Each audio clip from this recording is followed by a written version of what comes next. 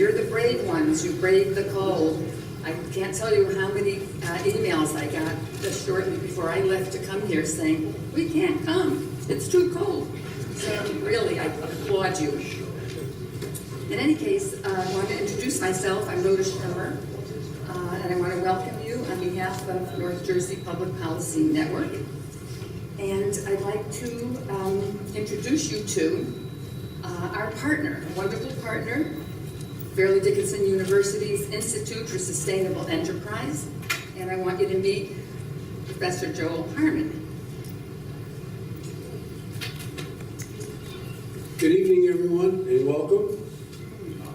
ISE, which is the short acronym for that long, institute of blah, blah, blah, that Rhoda just said, is committed to helping enterprises in New Jersey and beyond become truly sustainable. And we believe in partnering with like-minded organizations all over to bring people together, to have thoughtful and provocative conversations, to create understanding and action. And that's why we're again so delighted to be partnering with NJPPN, which has been doing that and is again bringing together such distinguished speakers on such an important topic as energy. So enjoy the program and thank you very much for coming.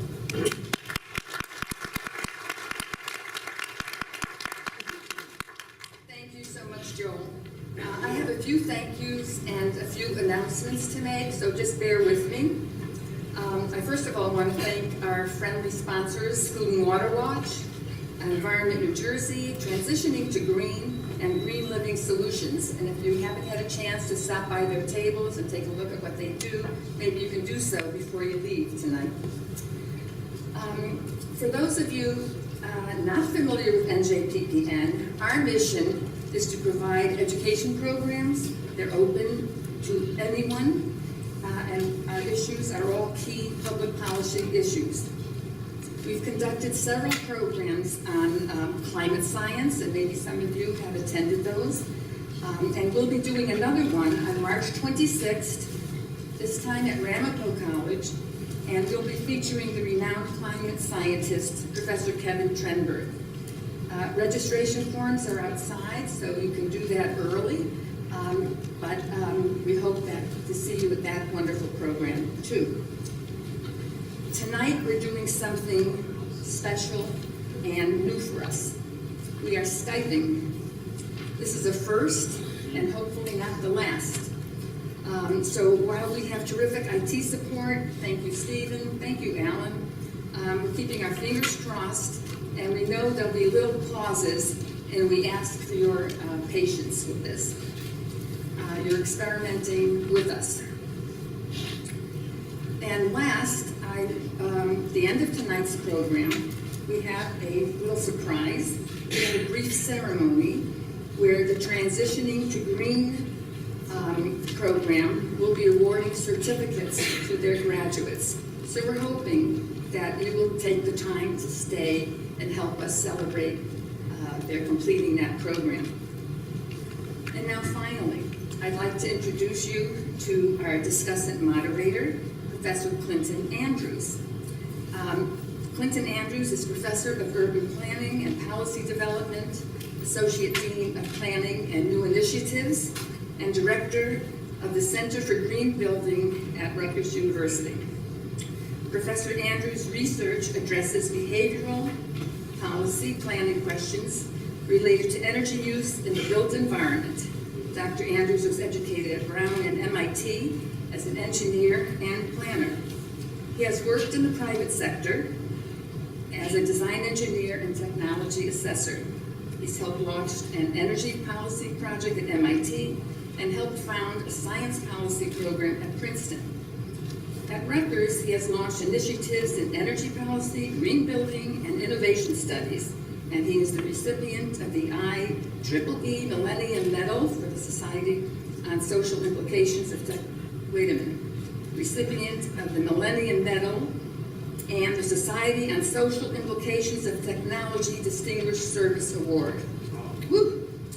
According to Dr. Andrews, the problem of human accelerated climate change is serious enough It is inspiring a range of solutions reflecting a variety of disciplinary and professional perspectives. He's the perfect moderator for tonight's program. Please welcome Professor Andrews.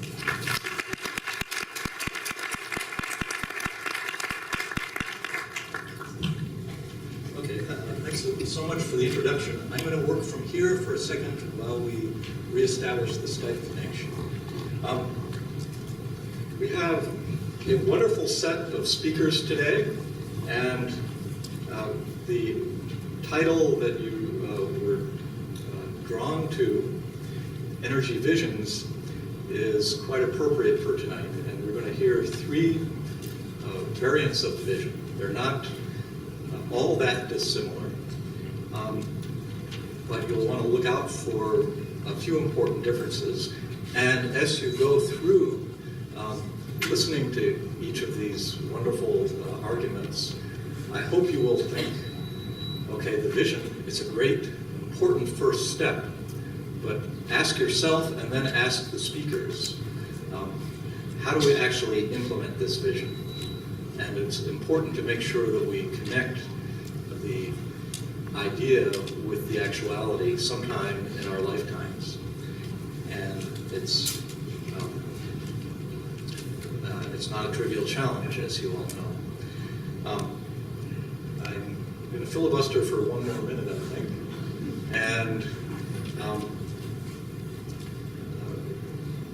offer a reminder that when we think about trying to do something about energy, about achieving the sustainable energy transition, we are going to very quickly realize that you can't do anything in the energy space simply because of environmental concerns. Because we need energy to live. We need it to keep alive on a night like this where it's so freezing cold. And so commercial energy is something that we are going to need one way or another. And so when we think about changing the way we develop our energy supplies and the way we use our energy, we're going to have to keep track of the security of supply. Are we sure we're going to still have adequate access to what we know we need to live? Secondly, it's economically important. Without reliable, clean, secure supplies, the economy falls apart.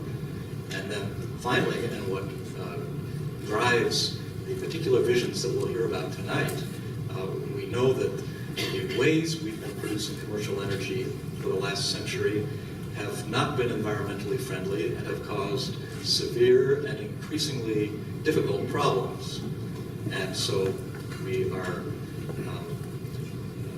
going to need to think of better ways to do this without breaking what we have. So do we have our person? Okay. Okay.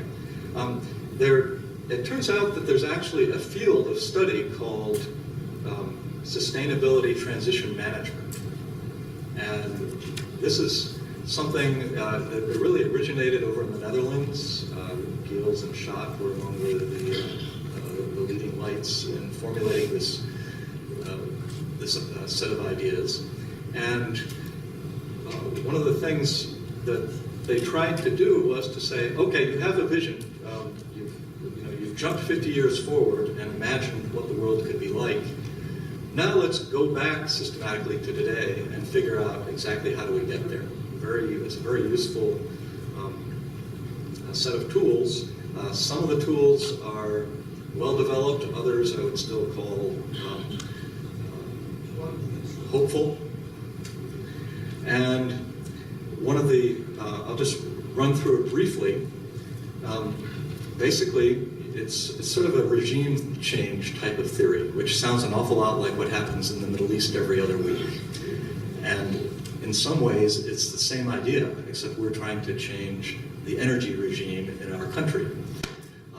And so there's an existing regime which hates change, an existing regime which includes systems which actually are pretty adaptive and will change incrementally at their own pace with their own economic logic. And if we hope to overturn this regime, we're going to need to find some ways to get innovation to happen. And that means we need to look for some protected niches where we could develop cool ideas and get them to slowly approach cost parity so that they are eventually will be ready to scale up. In parallel, while we are developing these protected niches, and you can think of New Jersey's pole-top solar as an example of a protected niche. It's protected by public policy, and as you drive around New Jersey, you see all these little solar panels on the tops of utility poles. That's not there because of market forces. That's there because it was a nice little carve-out, which allowed the price of solar electricity to drop substantially. But the next step is to build an encouraging landscape of policies and institutional structures to sort of prepare the way. And then, because change happens unevenly, windows of opportunity open and then they close again.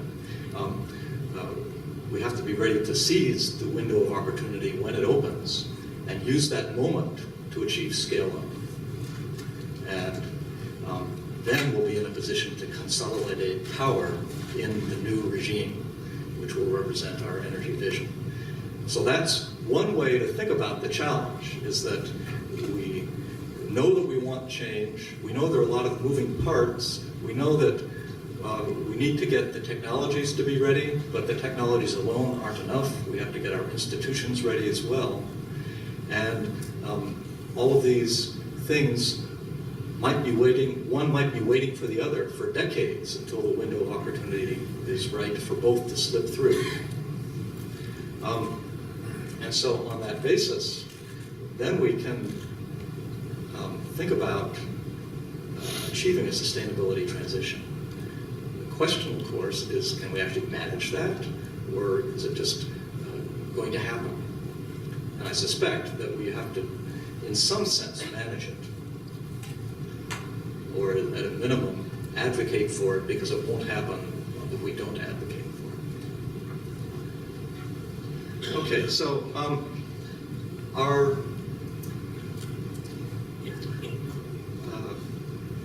we live in New Jersey, which electrically is part of the Pennsylvania, Jersey, Maryland regional electricity grid.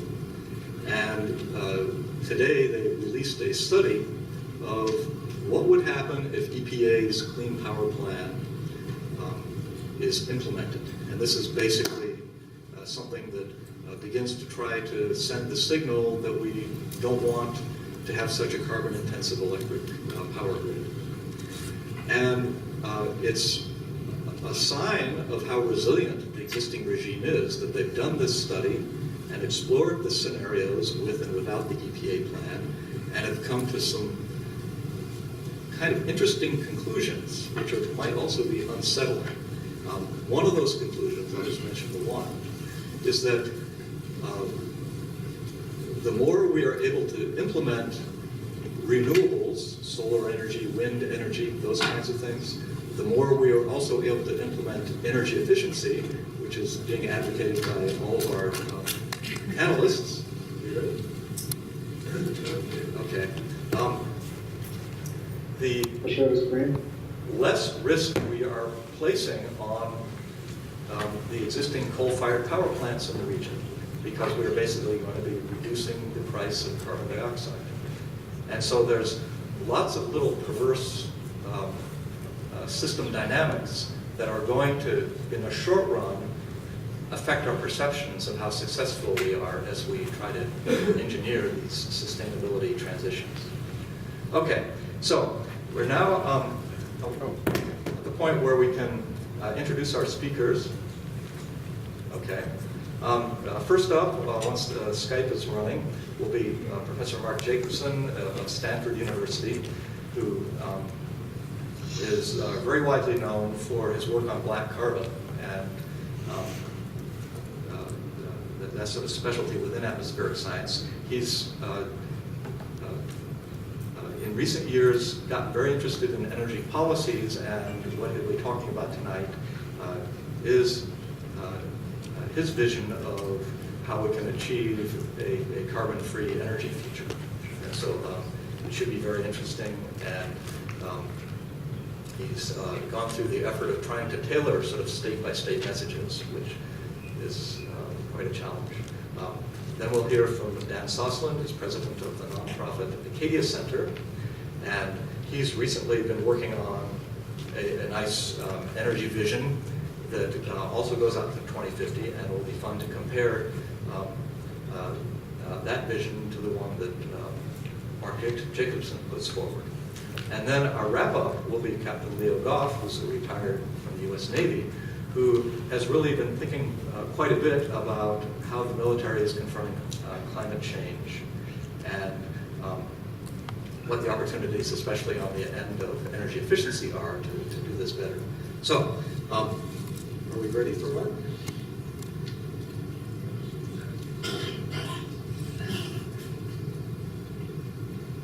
Okay, so Mark, you've got 20 minutes. Give us your vision. Okay. Thank you so much for the kind introduction. I assume we can all hear me, so I'll just keep going. So I'm going to talk about roadmaps for transitioning the United States, each of the United States, to 100% wind, water, and solar power for all purposes. And these are roadmaps between now and 2050. And we're going to look at all energy sectors, so that's electricity, transportation, heating and cooling, and industry. So why do we care about this?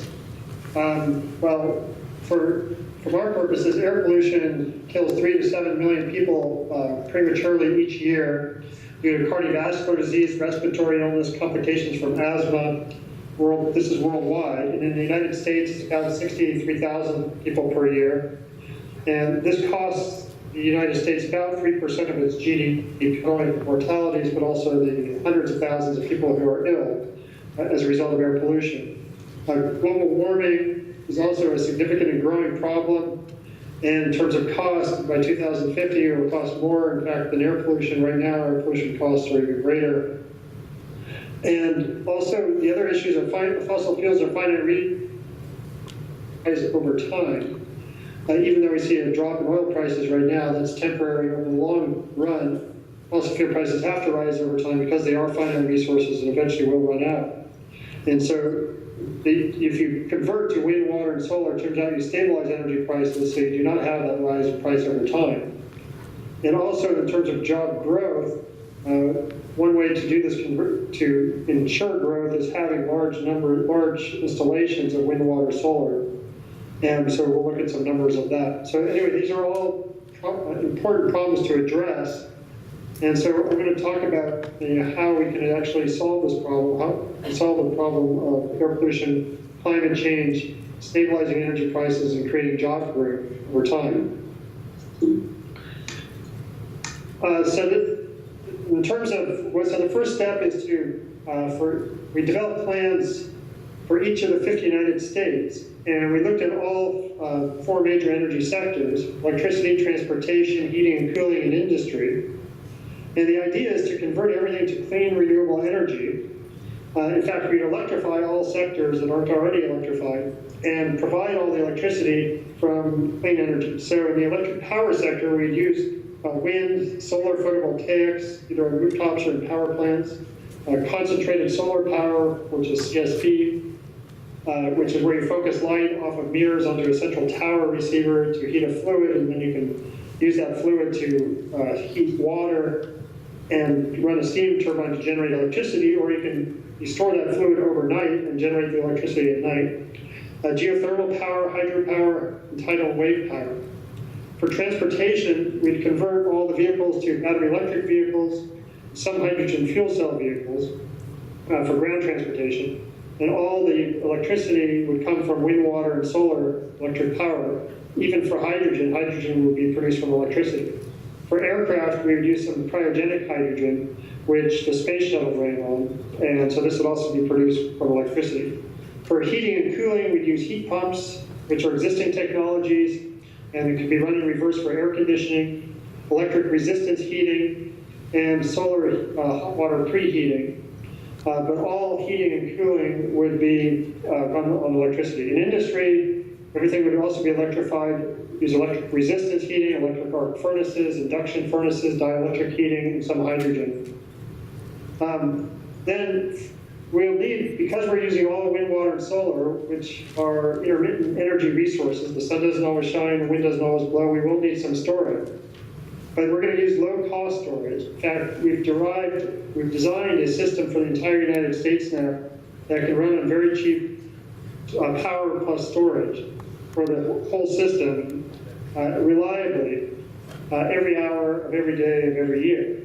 So the types of storage we use for electricity are, with concentrated solar power, I mentioned that you can store the electricity at night and use the electricity, or generate electricity at night, and that's by using phase change material to store the heat.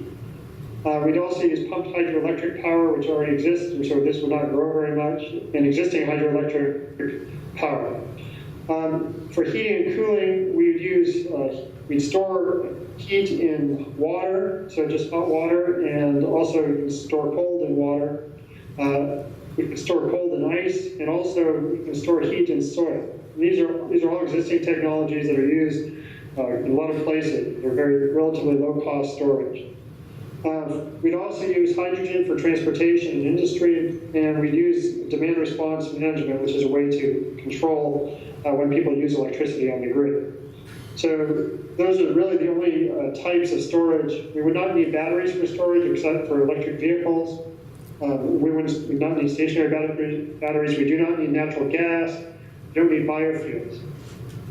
Now, so if we look at the world's end-use power demand in 2010, it was about 13 terawatts of power required for all purposes. If we go to 2050, that will increase to 22 terawatts. If we convert everything to wind, water, and solar, it turns out we drop our power demand by about 30% to 15 terawatts. And that's because electricity is much more efficient than internal combustion. In the United States, we can get a reduction of power demand of about 38% by converting everything to wind, water, and solar. And in California, it's about 44%. In New Jersey, it's about 42%. So it turns out the reason to get this reduction, so take an electric vehicle. The plug-to-wheel efficiency of an electric vehicle is about 80 to 86%. In other words, 80 to 86% of all the electricity going into a car goes to move the car, and the rest is waste heat. Whereas a gasoline car, a diesel car, the tank-to-wheel efficiency is about 17 to 20%. In other words, 80 to 83% of all the energy in the gasoline is wasted as heat, and only 17 to 20% goes to move the car. So just by converting to electric vehicles, you reduce the energy used by a factor of 4 to 5. And as a result, the cost of driving an electric car is about 80 cents a gallon equivalent of gasoline. Whereas, well, before the recent oil drop, it was about $4 a gallon of gasoline. So a person driving an electric car would save about $20,000 of fuel over 15 years and 15,000 miles per year. So anyway, this reduction of energy use translates into less energy needed if you convert to wind, water, and solar, and not only in transportation, but in other sectors as well.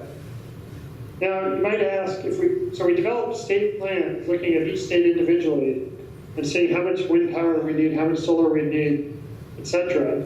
for each state, and we summed it all up. And this map shows the land area and water area needed to power the entire United States in 2050 for all purposes with wind, water, and solar.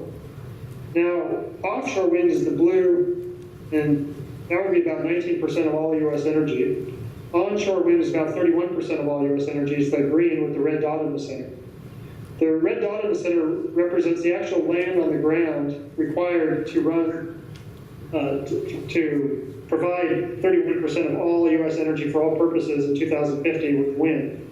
That's only 4.5 square kilometers of land on the ground is required. The rest, the green part, is spacing between wind turbines that can be open space, farmland, ranch land, grazing land. It's just needed to prevent interference of one wind turbine with the other because they compete for the same wind. Now, the solar is rooftop PV, which is the yellow in California. It's about 9% of the total. Then there's PE plus CSP power plants, which is about 37%. So wind and solar make up by far the most of this plan. But there is a little bit of hydroelectric power, as well as geothermal power and some tidal wave power as well. Now you might ask, well, is there really enough wind and solar to power the US, let alone the world? Well, worldwide, the solar resources are about 340 terawatts, trillion watts of power.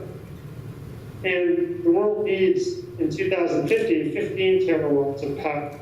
So there's 23 times more solar power available than you need to power the entire world for all purposes in 2050. For wind, there's about 5 times more wind power in high wind locations over land worldwide than you need to power the entire world for all purposes. So there's more solar than wind, but there's enough of both individually to power the entire world for all purposes, let alone the United States. The United States wind resources are strongest in the Great Plains areas and offshore the east and west coast, but there are reasonable winds in pretty much every state. The South has probably the worst winds of all, but they still have coastal winds. And there's transmission between states that can fill in gaps there as well. Now, you might ask, well, will the wind blow? The wind doesn't blow all the time, the sun doesn't shine all the time, so can we keep the grid reliable? So we just finished a grid reliability study for the entire US, and this is the summary result. This shows time series of demand 2050 to 2055, so it's a 6-year period. And the top graph summarizes everything, which is, well, the red line is the total electricity plus heat generation from wind, water, and solar, with the numbers of wind turbines and solar devices that we specified for each of the state plans. And the blue dots represent the actual power demand. You can see the blue dots match the red lines perfectly. And so we were able to match power demand with supply exactly the 6th period, 2050.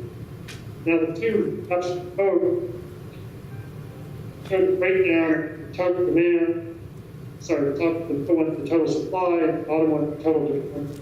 I'm not going to go into the details, but it really shows how the middle graph shows how the total supply is broken down to wind, which is the dark blue, solar, which is, solar electricity, which is the green, solar for heat, which is light blue, and the brown is hydroelectric power filling in some gaps. And the bottom graph shows the load, how it's broken down into storage and losses, as well as some other things. And then the next slide, this slide shows the same thing but 4 specific days, 4 days in a row, each hour of 4 days, during the same period, showing, again, the top graph shows that you can match this power demand exactly hour by hour, and we were able to match it hour by hour exactly for 6 years. There was 0 loss of load for 6 years in these simulations using, even with 30-second resolution wind and solar. Now, you can ask, well, how do we transition to 100% wind, water, and solar for all purposes? So this shows a timeline between 2010 and 2050. And what it shows is that the top line is the projected power demand in the US if we do not do a conversion. It shows that we're going to increase the power demand in the United States from 2.4 terawatts to 3.1 terawatt by 2050.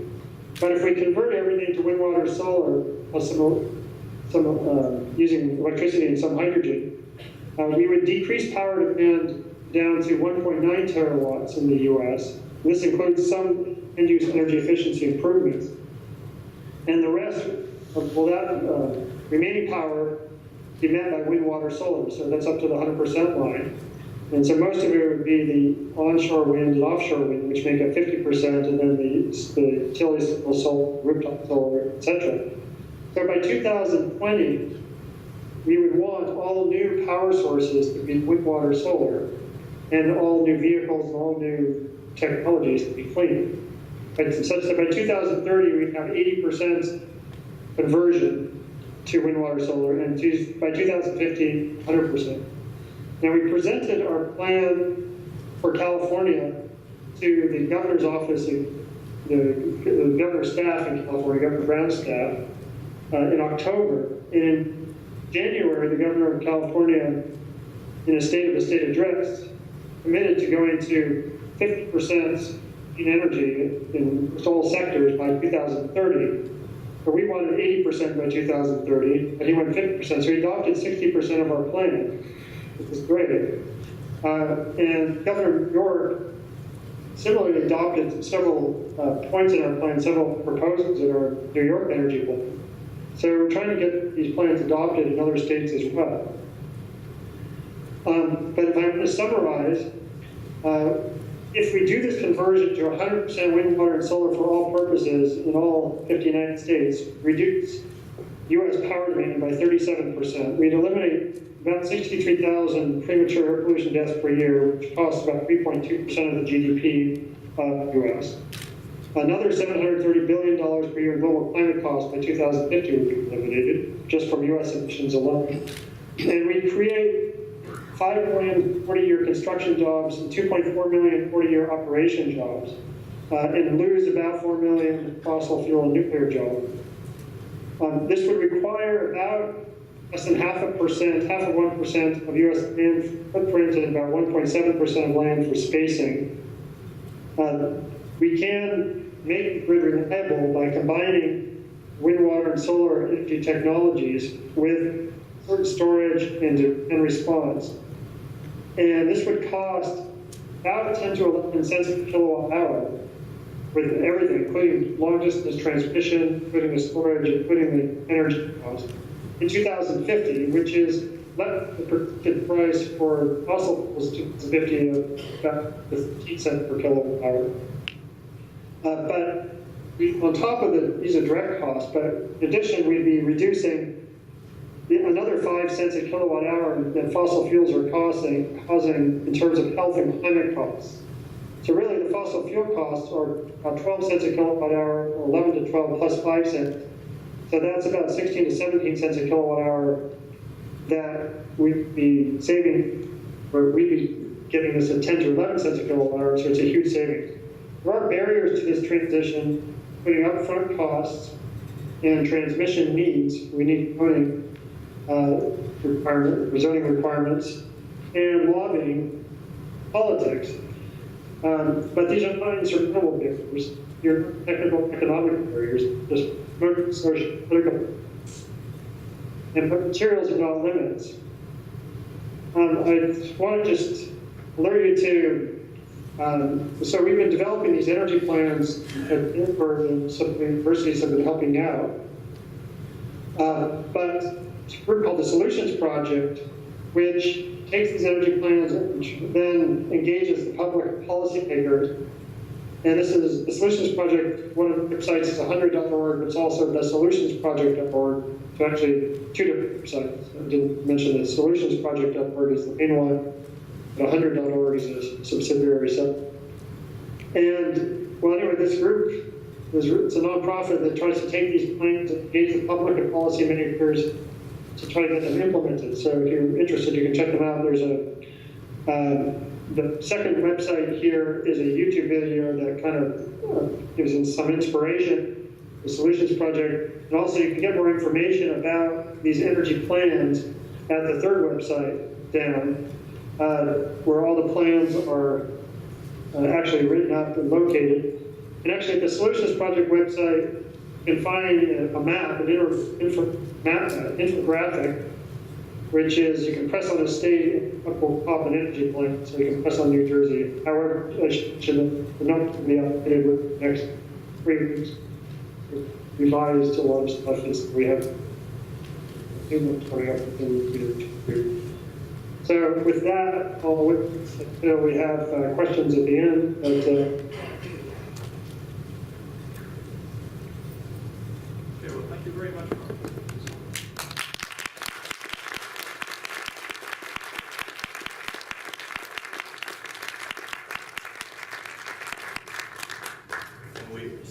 We appreciate the very concise exposition here. We had one question from the audience, which was, are your slides up on your website? There were some people interested in taking a closer look.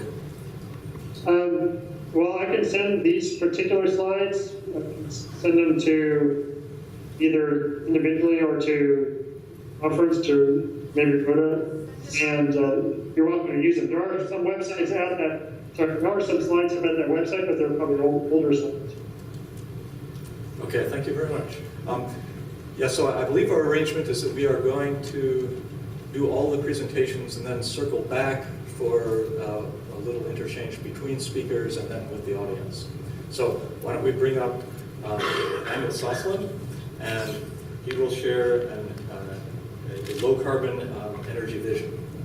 Thank you, Dan. Oh, and there was one thing we wanted to check, and that is, who are you? And so, how many of you are students? Okay, and what field? Are you scientists, engineers, business, English? Environmental studies. I'm communication systems. Okay. And non-students, are some of you faculty? In what fields? Education. Business, education? Engineering? Okay. And some who are neither students nor faculty. Are you, oh, a nice number. Okay, great. So you have a little sense of your audience. Thank you.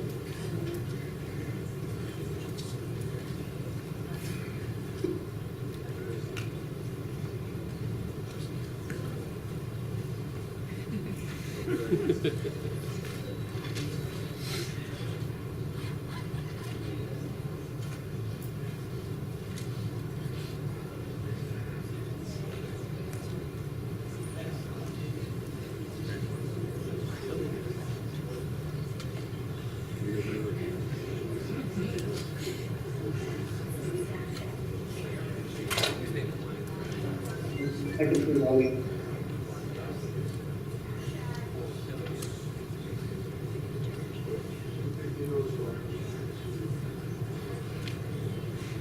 I can see the screen.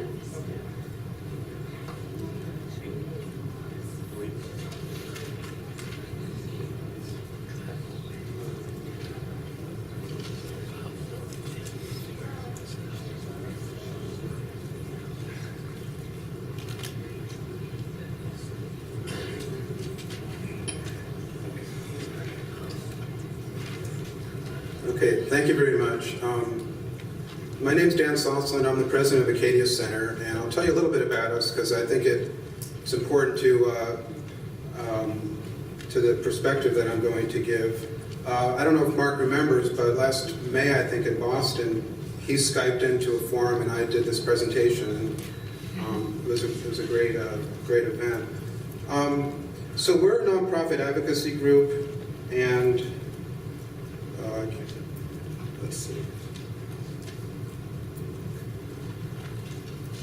I guess I have to use this. Okay. We work at the state and regional level. We're a policy advocacy group. We do research, we use data and information in order to try to influence people to change their minds and adopt our policies.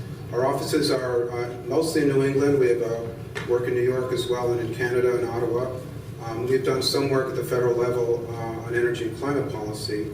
And really what we try to do is reform state and regional laws around energy systems so that it supports, the changes support clean energy, support reducing climate emissions. We've been doing this since around 2000, and the story that I'm going to tell is basically when we started to get going with this work, things were starting to happen on climate at the state and regional level. And around 2001, an organization called the New England Governors and Eastern Canadian Premiers, 6 states, 5 provinces, adopted a resolution calling for an 80% reduction in emissions by 2050. It was signed by a Republican governor of Connecticut and a premier in one of the provinces. 2002, 2004, that time frame, Maine, Connecticut started to adopt some of the country's first state laws to set standards and goals for climate, for reductions in greenhouse gas emissions at the state level. But if you fast forward 10 years later to 2010, 2011, 2012, after the recession, that had largely gone away. Even states with progressive governors were not talking about climate anymore. Many of the state offices that had been set up to deal with these laws were underfunded. State climate planning started to stop. And my group, working at the state level, working to adopt those climate laws, working to advance energy efficiency, working to advance renewable policy, it was starting to get kind of a heavy road ahead. Climate denial was taking hold. A new governor came in Connecticut, a Democrat, after 16 years of a Republican governor who actually did some good things for climate. And the new governor at the time said, we shouldn't, some of those people said we shouldn't even mention the word. So it was a little daunting. And what we did as an advocacy group is we stepped back and we said, okay, let's take an assessment of where we are in the region. Where are we in meeting these goals that were set by the states with so much hard work from so many people? And we did a report called Climate Vision 2020, and we just did a data assessment of 6 New England states, New York and New Jersey.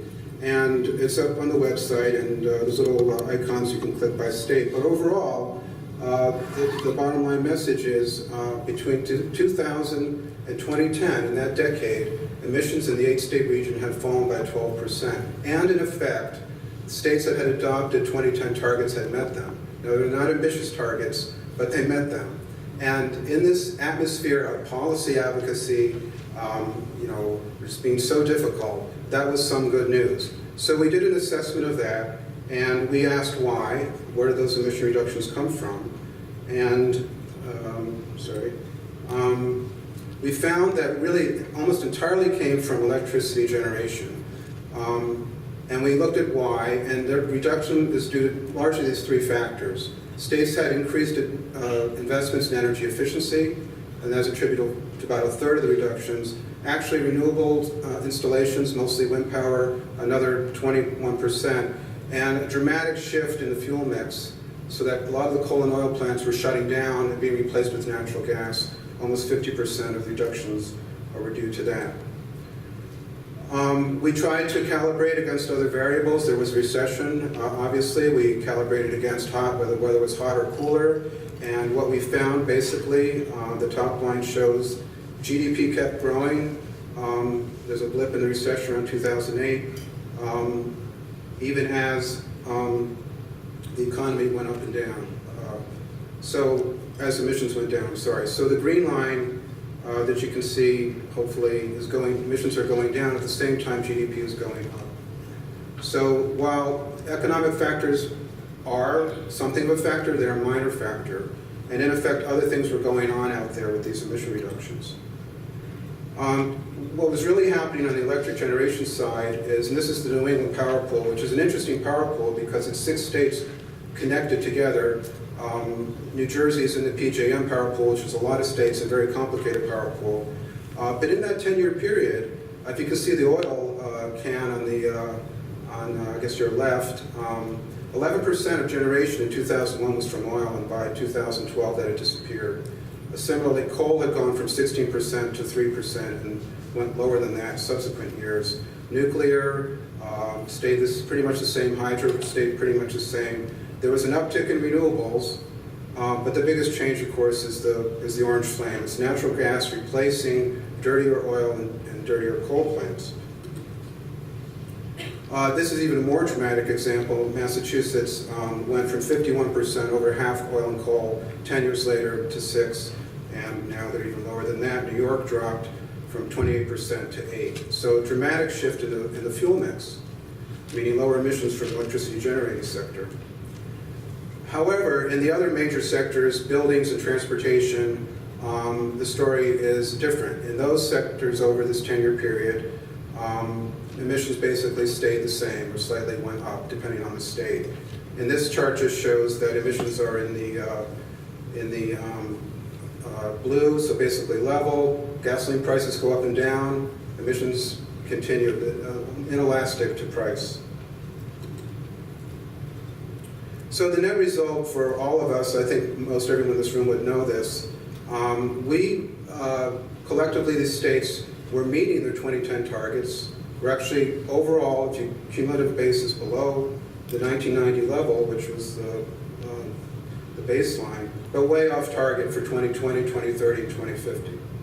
So the question becomes, if you're advocating at the state and regional level, what can you do? Is there a story that you can tell that can convince legislators and convince energy, players that there is a future here that can be taken seriously.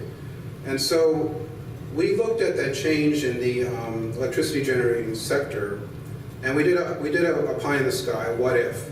And we said, what if, with emerging technologies that are cleaner, we did what Mark is talking about. We used electricity as a primary fuel. So the dark car is burning gas, the house is burning oil, and the green car is electric, and the, I would not like to do that now. The house has solar on the roof and has a heat pump, and it's insulated, has energy efficient weatherization measures. And so we said hypothetically, what if all the homes in this region were switched to these cleaner electrification technologies, and all the cars were switched magically in one day? And what the data showed is, using the current mix of fuel for electricity generation, emissions in the transportation and building sectors would fall by 50% today. And for us, as advocates and people working in this area, we thought, wow, that's amazing. 50% drop. It's a pie in the sky, but it's a 50% drop. The pathway, though, becomes even more interesting, because if you continue to clean up electricity generation and decarbonize it further and further, and that's what those pies on the right are, as you go from the current renewable mix to a 50% renewable mix to a 75% renewable mix, you're starting to get to those long-term 2050 targets of 80% plus reductions. And we thought this was a great story to tell, and to try to figure out how to get it done and how to implement it. So what I'm going to do is try to run through fairly quickly what we report that we put out after Climate Vision. We put out a report called Energy Vision. And basically what we did is, instead of doing our usual thing, which was 130 footnotes to show the business associations we knew what we were talking about, we realized we had to tell a story that was more colorful and more positive and caught people's attention. And so we produced Energy Vision using a graphic artist, and we wanted to tell a story. We wanted to tell a story so that people would get motivated and think that they can do something and be positive about this issue, which has suffered from so much negativity and so much bad influence from climate denial and all the rest of that. And we came up with this approach, and we started to talk about it in January a year ago to different audiences, foundations, and advocacy groups, and business associations, and we found tremendous reception to this message. What Energy Vision says is, if you take action at the state and regional level in 4 areas, you can get on that pathway to a cleaner future, a low-emission future, and also a better economic future. I'm going to try to run through this pretty quickly. The 4 areas start with energy efficiency, which is the cleanest, lowest cost fuel, provides the greatest economic value. What this chart shows is, in the New England Power Pool again, the blue line shows how they used to do 10-year forecasts for electricity demand. And the blue line shows a typical forecast. Every year it goes up 2.5%, which means you build more power plants, you build more transmission lines, you build more distribution lines, and you build and build and build. And through a lot of effort by my organization to some degree and others, the Power Pool decided they would finally take into account the massive increases in energy efficiency investments that the states were starting to do. If you look at that green line, what you show is the new forecast. It's flat. And when you do a flat forecast, you don't have to build more power plants or transmission lines. Immediate result of this was this says $400 million, over $500 million in proposed transmission line increases in northern New England were basically canceled due to energy efficiency investments in Massachusetts and other states. So even if you don't care about, even if you're trying to lobby for a bill and you're talking to a business association that doesn't care about climate, you say, hey, these policies just saved $500 million in consumer money. So the co-ancillary benefits of what we're talking about are very important to try to get interests that can be very influential to legislatures and PUCs, public utility commissions, to take another look. States have been starting to increase efficiency investments. We've been working very hard on that. We promoted a policy that's been adopted in 4 states, which requires the utilities to buy all cost-effective efficiency first, And to give you an example, in Rhode Island, that has led to an increase in the investment level for efficiency from $16 million before that law was passed to $100 million this year. $1 billion is going into energy efficiency in 3 southern New England states because of that mandate on the utilities. $1 billion, something like 4 or 5 times as much that was going in before. Has dramatic effect on emissions, a dramatic effect on right-sizing the energy system, and we can do more of it. Again, economically, we did a macroeconomic study, which I love because it used 72 job classifications and said, what if all states did this? What if all states did energy efficiency at an optimal, cost-effective level? And we found billions of dollars, using a model that states use that would have credibility, billions of dollars in benefits. 72 job classifications showed the job increases, including lawyers and restaurant workers, people having more discretionary income and spending it in their local economies rather than on spending it on fuel coming from somewhere else. And there's much more that we can do at the local level that improves the quality of life, improves communities through targeted efficiency, where there's a lot of power demand and other technologies that I will mention a bit later. That's energy efficiency. The next one, circle that's interconnected, is cleaning up the power supply. As Mark's pointed out and others, costs are coming down for what had been higher cost renewables like solar. The yellow line shows a reduction in solar photovoltaic costs. They're coming down to much more cost competitive levels, so they become increasingly attractive for all kinds of reasons. And I want to talk about RGGI just for a second, the Regional Greenhouse Gas Initiative, which I think as many of you know has been in place in the Northeast. New Jersey withdrew from it. It went into effect with a cap level around 80 million tons. In effect, emissions dropped dramatically while RGGI was in place. RGGI isn't necessarily the cause of it, but RGGI has played a part. Over the first years of its existence, this trading system, over $1 billion was raised in auctioning off allowances to emit CO2. Most of that money went back into energy efficiency and renewable investments at the state level. 45% drop in emissions over that period. And the most important thing, I think, is when the states went to negotiate the next level of RGGI, they locked in the cap level down to what you see on the green. When emissions actually dropped down to 90 million tons, almost half of what they were, the states set a law that's in place now, although New Jersey has left it, that locks in those emissions, so you can't go higher, and continues the drop down. And the data continues on beyond this chart that the emissions have continued to go lower in the more recent years. States have been adopting solar policies. New Jersey has. If you look at Massachusetts, you start to see the little yellow solar dots increasing. They had a solar carve-out of 400 megawatts, about the size of a modest natural gas plant. They exceeded that, and now there's an argument going on about how high to go. Good social policy, public policy promoting a clean resource and getting adopted in the marketplace. The lines that are going up, if you can see in the bar charts, show the increases in the megawatts over a very short period of time.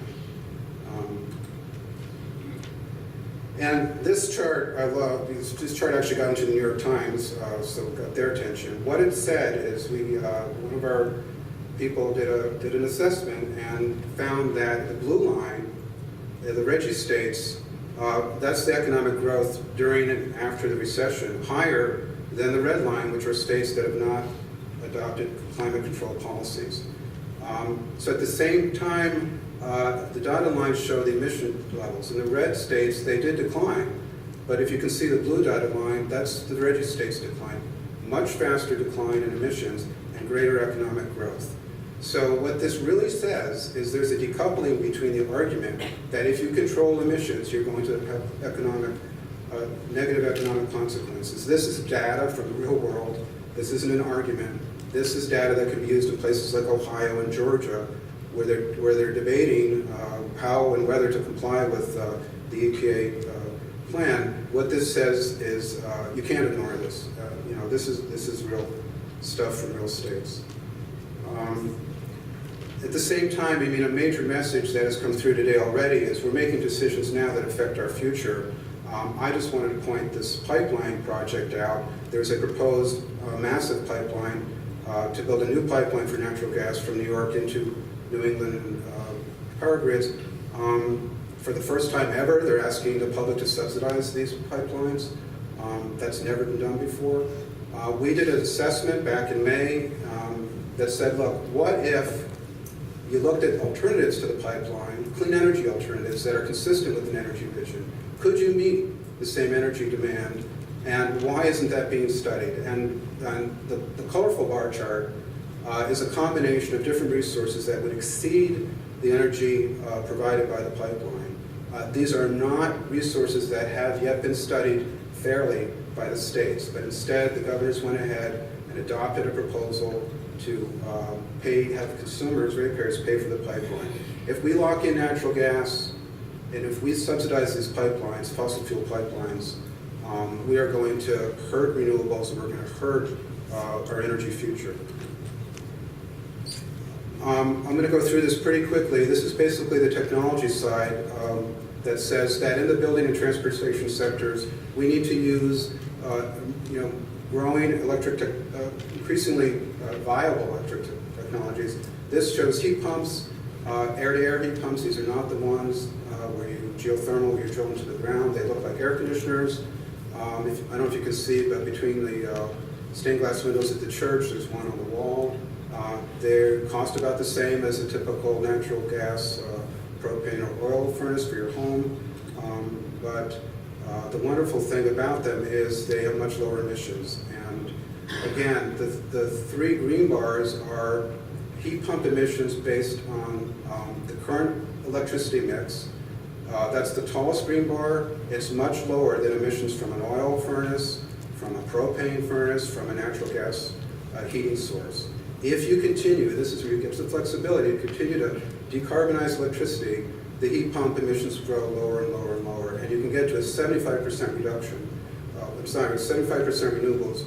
You can see the dramatic shift in reduced emissions if you heat your home with a heat pump. Similarly, electric vehicles are out there in the marketplace. They have tremendous potential. Their operating cost is very low. It's much cheaper than a gasoline car. And again, as you all know, I'm sure, emissions are dramatically lower. The black evil bar is a medium sedan, average emissions. The Nissan Leaf is on the left, an all-electric vehicle, and the Volt, which is a combined electric and gas engine, is in the middle. But if you go from that top part of that medium gas sedan down to the Nissan Leaf, you can see where, if there's market penetration of electric vehicles, we're going to see significant reductions in the transportation sector, which is a very, very tough sector to deal with. Modernizing the grid is what brings us all together. This is the wonkiest, most difficult, most esoteric, and in some ways most important part of the implementation plan for the future. We have built a grid based on a one-way power supply. We have power plants that run lines to your home, sends power one way, you send your money the other way. We've built a system where the rules are all around that engineering technology. It's been in place 100 years or more. We have skewed planning processes now. We have unfair playing fields that discriminate against new technologies that are cleaner, smaller, more distributed, more community-based. We need to change this model, and some states are starting to look at that. I'll give you one example. If you have a reliability problem with power in most of the power poles, this happens to be New England again, typically certain resources will qualify to meet that reliability. By that I mean avoiding brownouts, avoiding blackouts, but only some. So transmission lines qualify. And then if they qualify, they're socialized. And I use that's the word that's been used. They don't like to use that word anymore. What that means is ratepayers in the entire power pool pay for that new transmission line. In New England, Massachusetts, ratepayers pay 45% of any line built. A line was built in Maine, $1.5 billion. Massachusetts is paying 45% of that.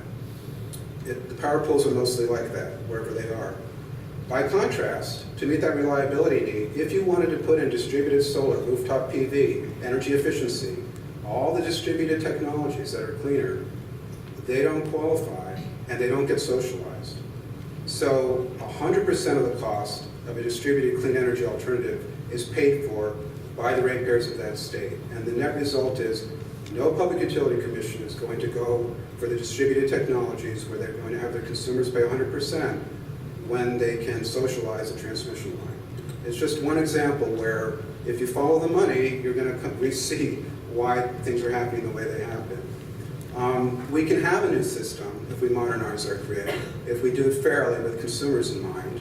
This is a graphic of a revised, modernized grid done by one of the more progressive utilities in New England and New York. You can see they have a home with a building with solar on it. They've got wind farm. They've got a connection to old power plants.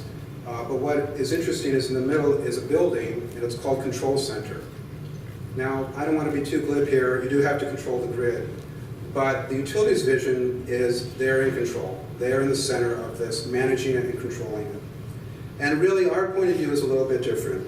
We see the future in a different way. We think that the center of the future of the energy system is not the control center. It's not the utility. It's you. It's your home. It's your place of business. It's where you put PV on your roof. It's where you plug your car in. It's where you connect to community wind. It's where you have smart appliances. And all the rest of the technologies that can empower people and reduce emissions and lower costs. And in this graphic we're just pulling together, but it's not just at your home, it's how the community can benefit. And you can connect through networks and local grids and have this is the future. At the same time, like with the pipeline, we're seeing the reaction from a lot of entrenched interests that are, thank you, 2 minutes, proposing differences in electric ratepayer rates that will discriminate against clean energy, raising the minimum monthly bill fixed charge no matter how much energy you use, which discriminates against people installing solar on the rooftop. It discriminates against people wanting to do energy efficiency because they can't change their bill. If you raise the rate and you increase the revenue to the company, and they're proposing these because they're worried about loss of revenue, you are damaging the clean energy future by doing that. We are right now fighting this in Connecticut and some other states. Wisconsin's the worst example of this. They're increasing their fixed charges, some of the utility districts, by $10, $20, $30, $40 a month. It might seem like a cell phone bill, but the net result will be an entrenched rate structure that discriminates against clean energy. So I'll just end by saying that we recognize we're not going to switch to electric vehicles overnight. We recognize we're not going to put heat pumps in our homes.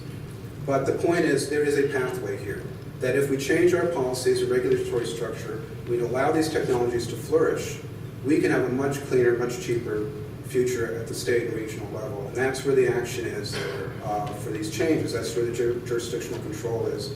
Implementation-wise, we are taking this broad message and we're creating a document called Utility Vision, which is our proposed way of how the utility and power grids need to be reformed to get to this future. This is actually going to be released this coming Monday. Some states have started to look at this. These are 4 key states. New York has a very ambitious process underway. Hawaii and California have also been looking at this. So other states are starting to look at it. If they're starting to look at it, they have to look at it the right way. And it's a really heavy lift.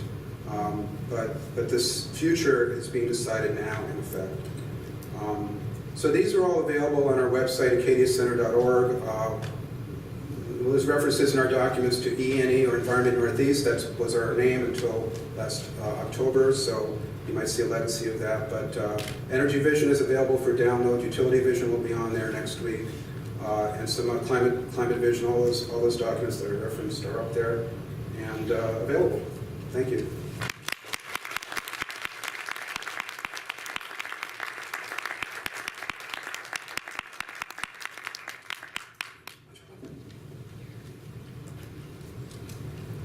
Okay, thanks, Danny. Our final speaker for the evening is Captain Leo Goff. Are you going to use this machine? Use that.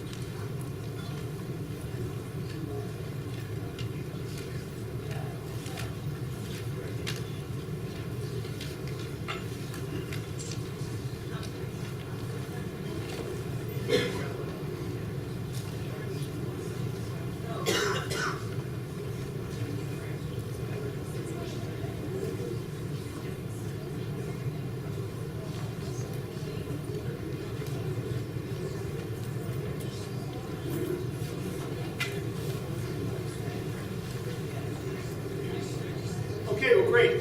Can you give me the back, or do I need to use the microphone?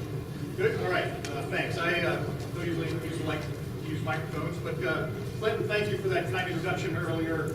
As Clinton pointed out, I served in the United States military. I was actually in the Navy for 30 years. I had command of a nuclear submarine and spent about 10 years at the strategic level of the Navy. So I'm here representing the U.S. military, and I like to think of that as a nonprofit advocacy group. Our advocacy tools are a little stronger than some.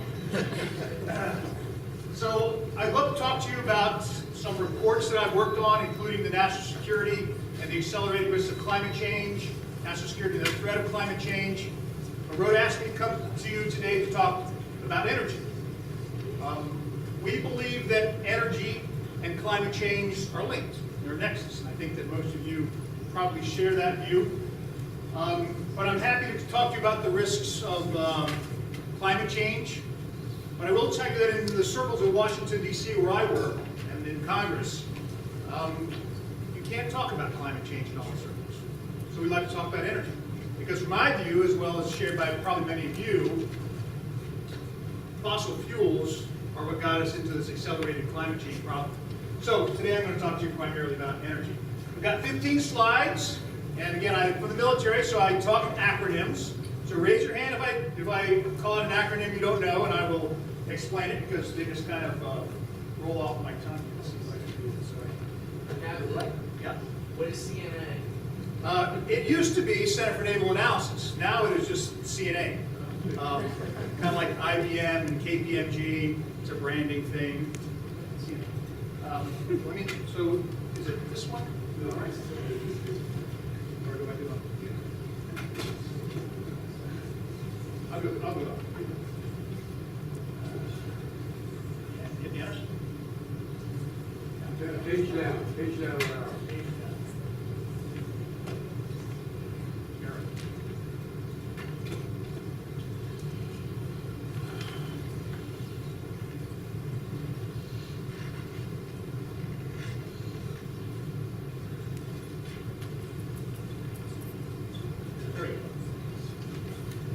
Okay, so why ask a military guy here to talk about energy? Well, the United States military is the largest single user of energy in the United States. It even exceeds Walmart and UPS put together. We have an average use of about 5.5 billion barrels of fuel annually. It costs about $15 billion. That's a pretty good gas bill. If you consider the United States military a country, it would fall somewhere around the 34th in the ranking of countries, somewhere between Iran and Sweden. So the U.S. military matters from a strategic point of view, but more importantly, the U.S. military can be a driver of innovation and a driver of the marketplace, because it's going to be there for a while. So the things the military embraces in a pursuit of greener energy solutions, renewable energy solutions, are a viable marketplace driver, as well as something that can sustain new markets as they grow.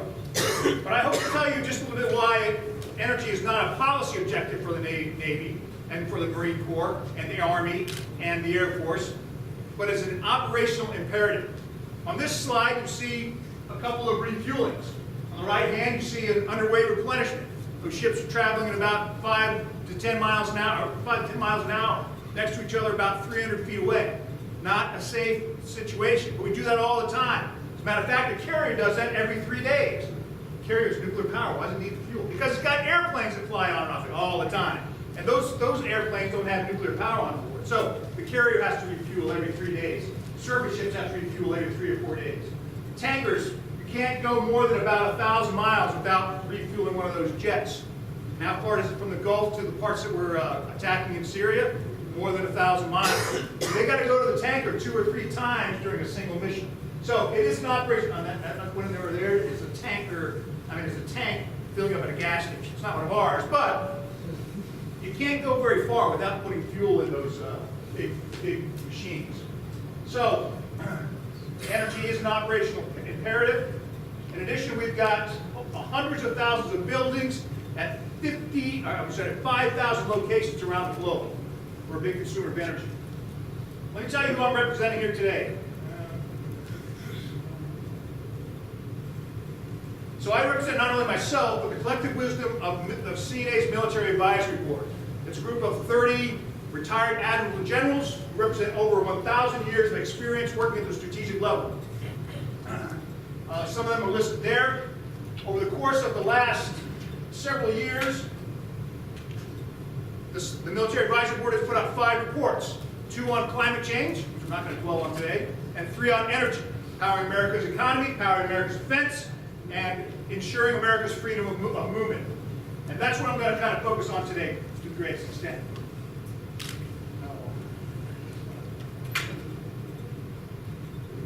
These 3 reports, as well as the other 2 on climate change, are available at the CNA website, cna.org, www.cna.org. All right, this rather complicated slide is important to understand why oil is a strategic imperative.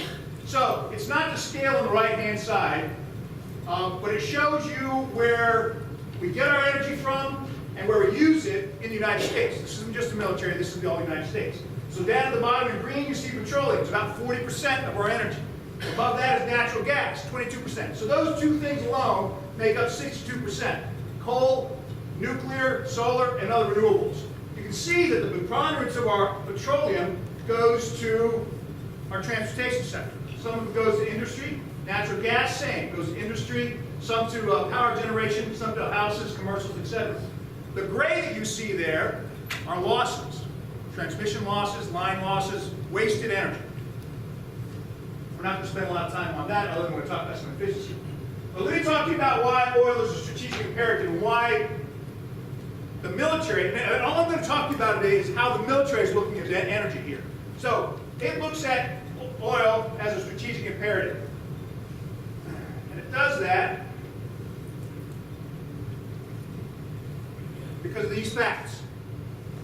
We import about 18 million barrels a day, maybe a little less because we're getting a little bit better. And we're fracking now, and we're making some of our own. So we've only made about 1 to 2 million barrels a day. So take that down maybe to 16 million over the course of this last year. We import about 40% of it. Still, a lot of it comes from Canada and Mexico, who are allies, but they're sovereign nations. They don't have to give us oil. They can give it to China, whoever wants to pay more for it.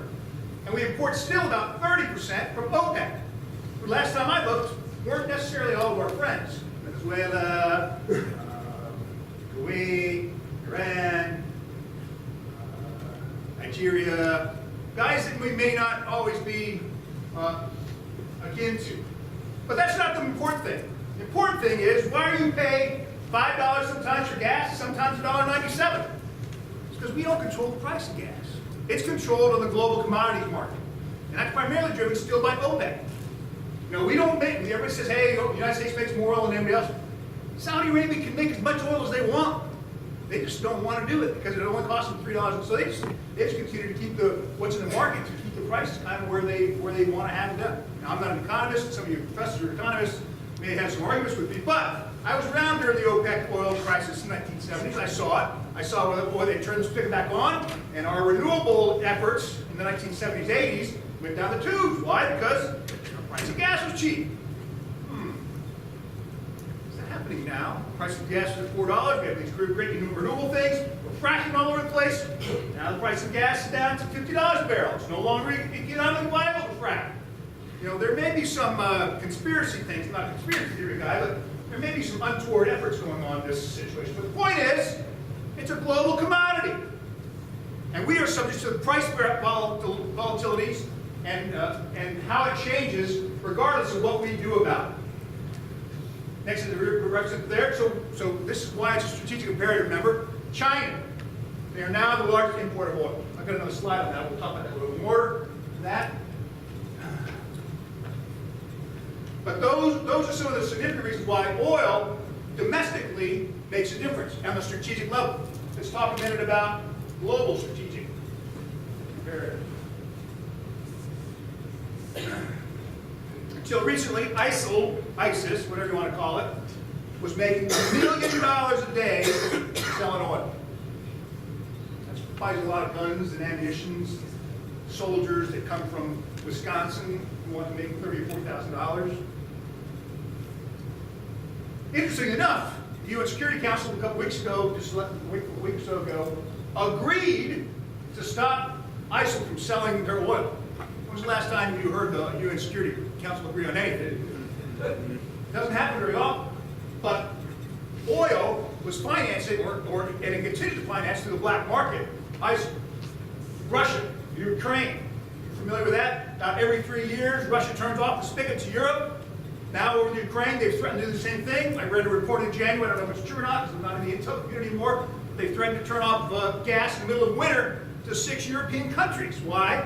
Because they don't like what Europe is doing about Ukraine. They want to have more influence. And so the way they do that is they use oil. Oil is a strategic commodity. That's what the military thinks about it.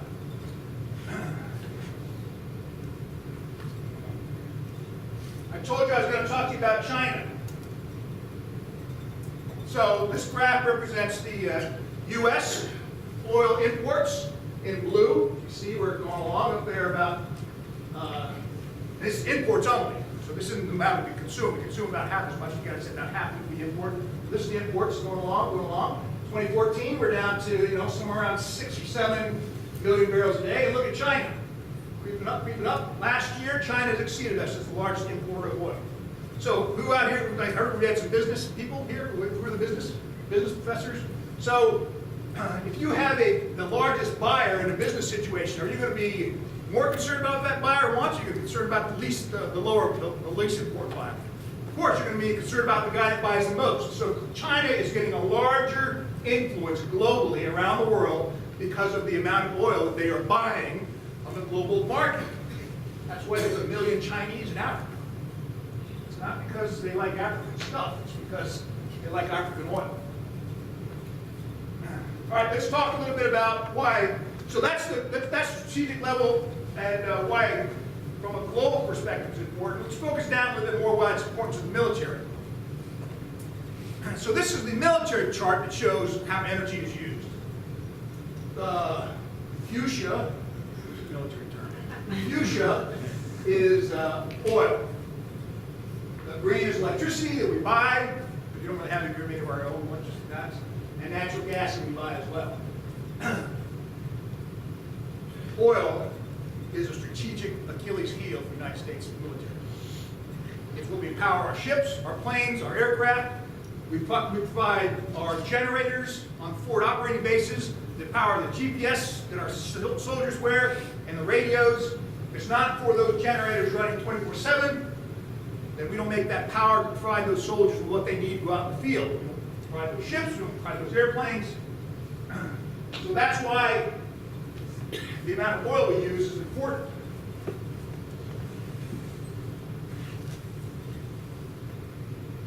Who here remembers the USS Cole? Raise your hand. All right, some of you guys backed up because you were 10 years old. Do you know, who can tell me here what the USS Cole was doing when it was attacked by terrorists? It was getting fuel in Yemen. Yemen was not a friendly place in 2000, but it had to get fuel because it was stuck going through the Suez Canal and had to wait 2 days for the Suez Canal to clear, and so it had no other options than to get fuel from a place that was not very friendly. Matter of fact, if you read a lot of the intelligence reports, it says this is not a good place to go, but it had to. So from an operational point of view, remember I said oil is an operational imperative to reduce our dependence on oil? That's why. Because we have to get our oil when we're overseas from places other than the United States. And some of those places aren't very friendly to us.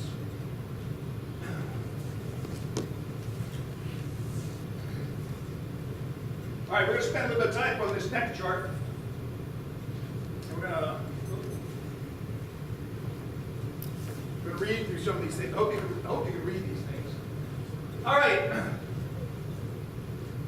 3,555 gallons consumed by active duty military. That's on every year. That's a lot. There's probably, let's see, last time I looked, there was 277,000 Marines. There was about 400,000 Navy folks. There's about 450,000 Army guys, and about 380,000 Air Force. You add that up, that's a lot of fuel. We're going to talk about spending 5.5 billion barrels. That's why it goes that way.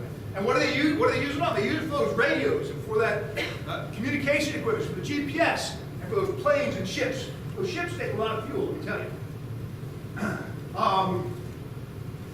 Let me point out this 1.24 ratio of casualties per fuel and water convoy. And the top one there, 3,000 total Army casualties protecting fuel convoys in Iraq from 2003 to 2007. That's why reducing oil to the military is an operational imperative. Some people say, hey, well, the military gets you green. It's tied together. We want to reduce our fuel so we can save lives. Saving fuels save lives. So let's take a look at how we're doing that. And let me go back real quick to climate change. So notice the top word up there, very chocolate chart, mitigate. That's a leftover word. It's a leftover word from my climate change brief that I was going to give you guys, but I'm not. And it's an important word because, as talked about before, the DOD gets money from Congress. It doesn't get money from the president. The president submits a budget, but the DOD gets money from Congress. And climate is not a word that can be talked about in the halls of Congress. It's bad. It's very bad. As a matter of fact, the 2014 National Defense Authorization Act had specific language in it that was approved and passed by Congress that said the military is not allowed to spend put any expenditures against climate risks identified in the IPCC, International Panel on Climate Change. It specifically forbid the military from spending money on climate change risks. Now, we didn't spend a lot of money on climate change risks. We spend it on operational necessities. We spend it on reducing fuel because it's an operational imperative. And that's the moniker, more fuel, more fight for less fuel. And there's why. Because of the growing demand for fuel, forward operating bases, forward operating stations. I already told you the amount of lives that were lost in Iraq. In Afghanistan, remember we went to Afghanistan, we took out the Taliban, we put in a government, we left Iraq, not really, we went to Afghanistan, we went to Iraq, and we came back to Afghanistan. Well, that time in the middle when we were in Afghanistan, we were burning a lot of fuel. And those fuel convoys had to go through areas where there were IEDs and there were bad guys. And so some days or some periods in Afghanistan, 50% of the casualties were protecting fuel convoys. So how many lives could be saved if we were able to reduce the amount of fuel that was burned at the forward operating bases, forward operating station? That's why it's more fuel, less flight, and that's why it matters. All right, so I'm going to talk to you about the solutions. So I laid out the problem for you, right? Strategic imperative, not only for the nation, not only for our country domestically. Imagine, go back to that slide where we talked about, well, I guess I didn't mention it. So remember that slide where we talked about China and how amount of fuel we used every day? So 70% of the fuel we burn goes to our transportation sector. And 94% of the transportation sector runs on fuel. Imagine if I was a bad guy and I wanted to disrupt what was happening in the United States. I'd disrupt the fuel. It's the Achilles heel. We in the United States run in just-in-time logistics. There's no toilet paper in the back room. It's out on the shelves. And after 3 days, it's gone. You probably know that from snowstorms up here. You know, the day before a snowstorm, everybody rushes out and buys all the toilet paper and milk because you can't live without toilet paper and milk. We live in just-in-time logistics, manufacturing, food, emergency services. So if I was a bad guy, I'd hit our fuel. 94% of our transportation sector relies on fuel. So let's talk about, that's the strategic problem about oil, about energy. So let's talk about some of the solutions that the military is embracing.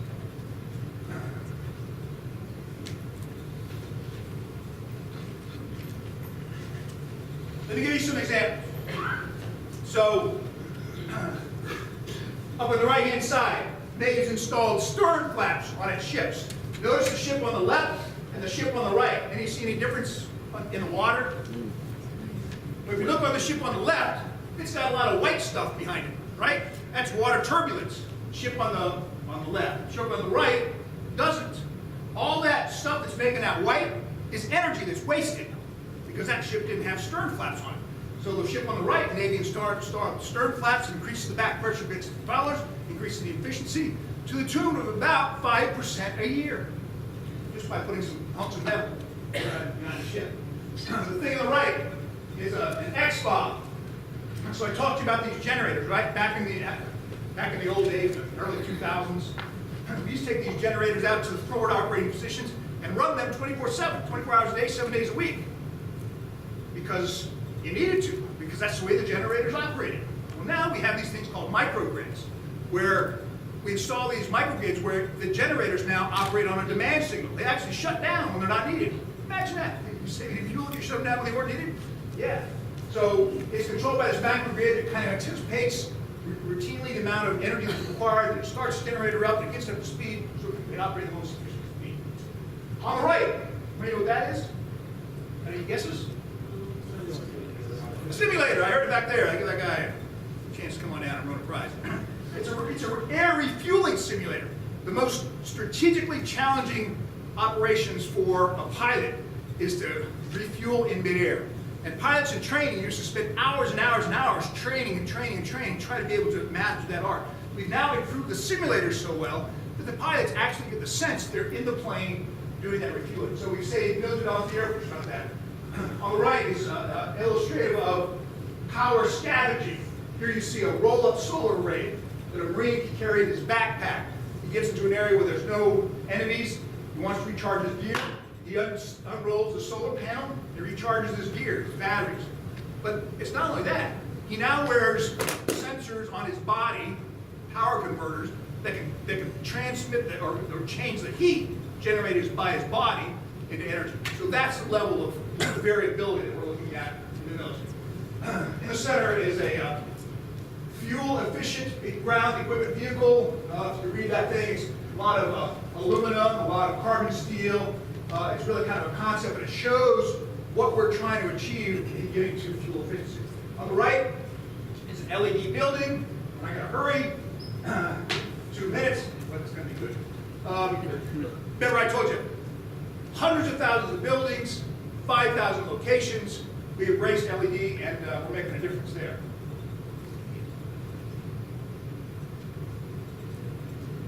And here's the difference we're making. So this is a graph of the amount of energy that the military has been using. It goes back to 1975. We had a bigger fleet then. But if you focus just on the last couple of years, you'll see that the trend is down. And our military has stayed the same size. And our operational tempo hasn't changed very much. Yeah, we brought a lot of guys back from Iraq, but they're out there doing things. They're not just standing in garrison, sitting around playing cards. They're still operating their vehicles, they're training. So it really matters how much size. So you can see recently the amount of energy being used is decreasing.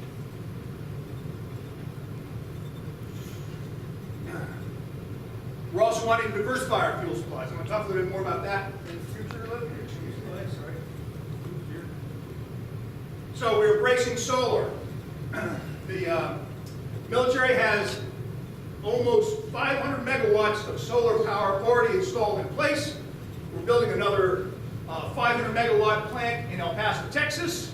So by the end of 2020, and I'll show you this in a goal later, the objective of all branches of services are to have 3 gigawatts of renewable energy available, procured or produced.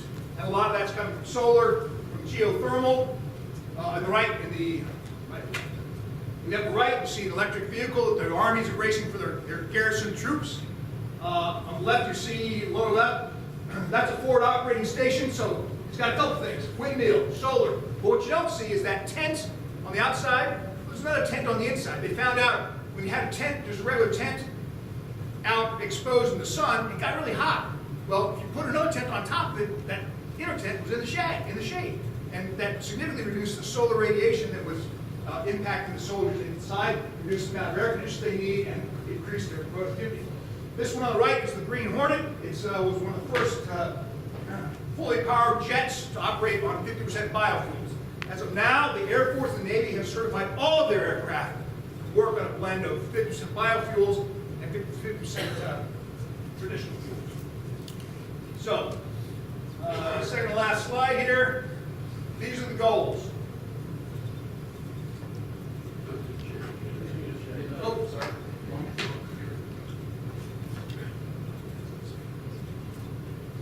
Gotta get more time. All right, we're kind of ready to talk about that. Produce, procure not less than 25% of the total quality of energy produced on the facilities.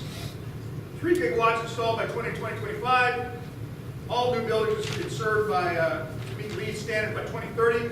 Sale of the green fleet in 2016. What the green fleet is, it's an entire battle fleet that will be operated on biofuels and alternate energies. Because we've got carriers and nuclear submarines. That includes the air wing. So some objectives, some sound objectives. And with that, since my time is up, I have shown you what the problem is. I've shown you what the ongoing efforts are. And I quickly showed you what the projected goals and solutions are. So with that, I'll invite any questions you've got, turn it back over to the moderator.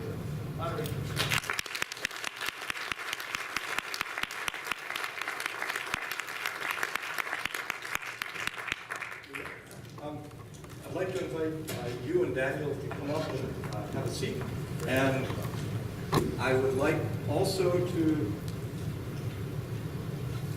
repose the question that I asked at the very beginning, which is, we've just seen some wonderful visions of an energy future, but how do we actually implement the vision? And it turns out that we have someone in the audience whose job it is to start to think about that kind of thing. And so I'd like to invite Andrew Chikapula up here, who's the commissioner on the New Jersey Board of Public Utilities.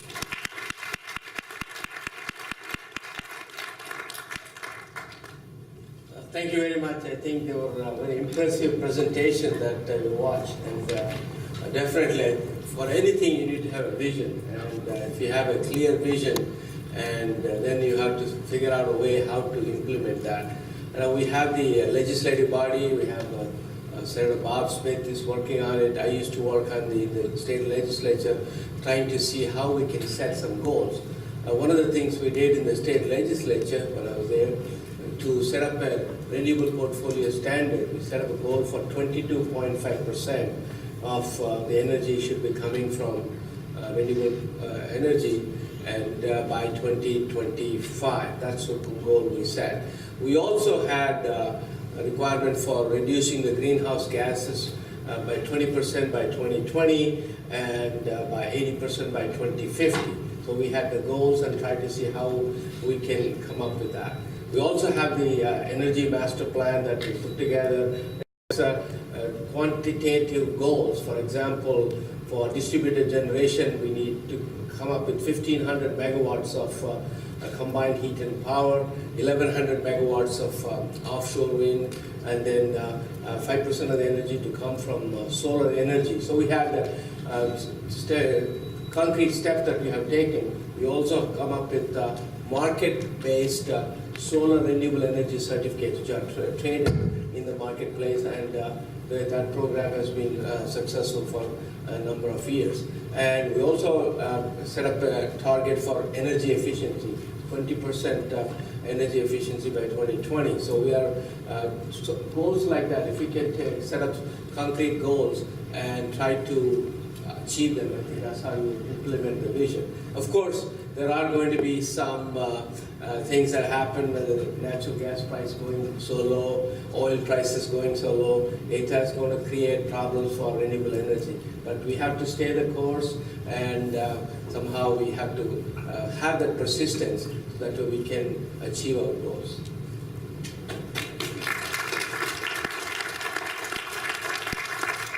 Okay, at this point, I would like to open it up to questions from the audience. And if you have a question, please use the microphone, which is getting ready to be circulated in order for Professor Jacobson to be able to hear your question.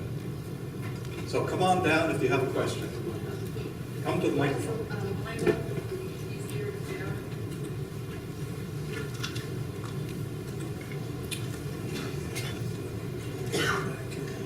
You can unmute your mic.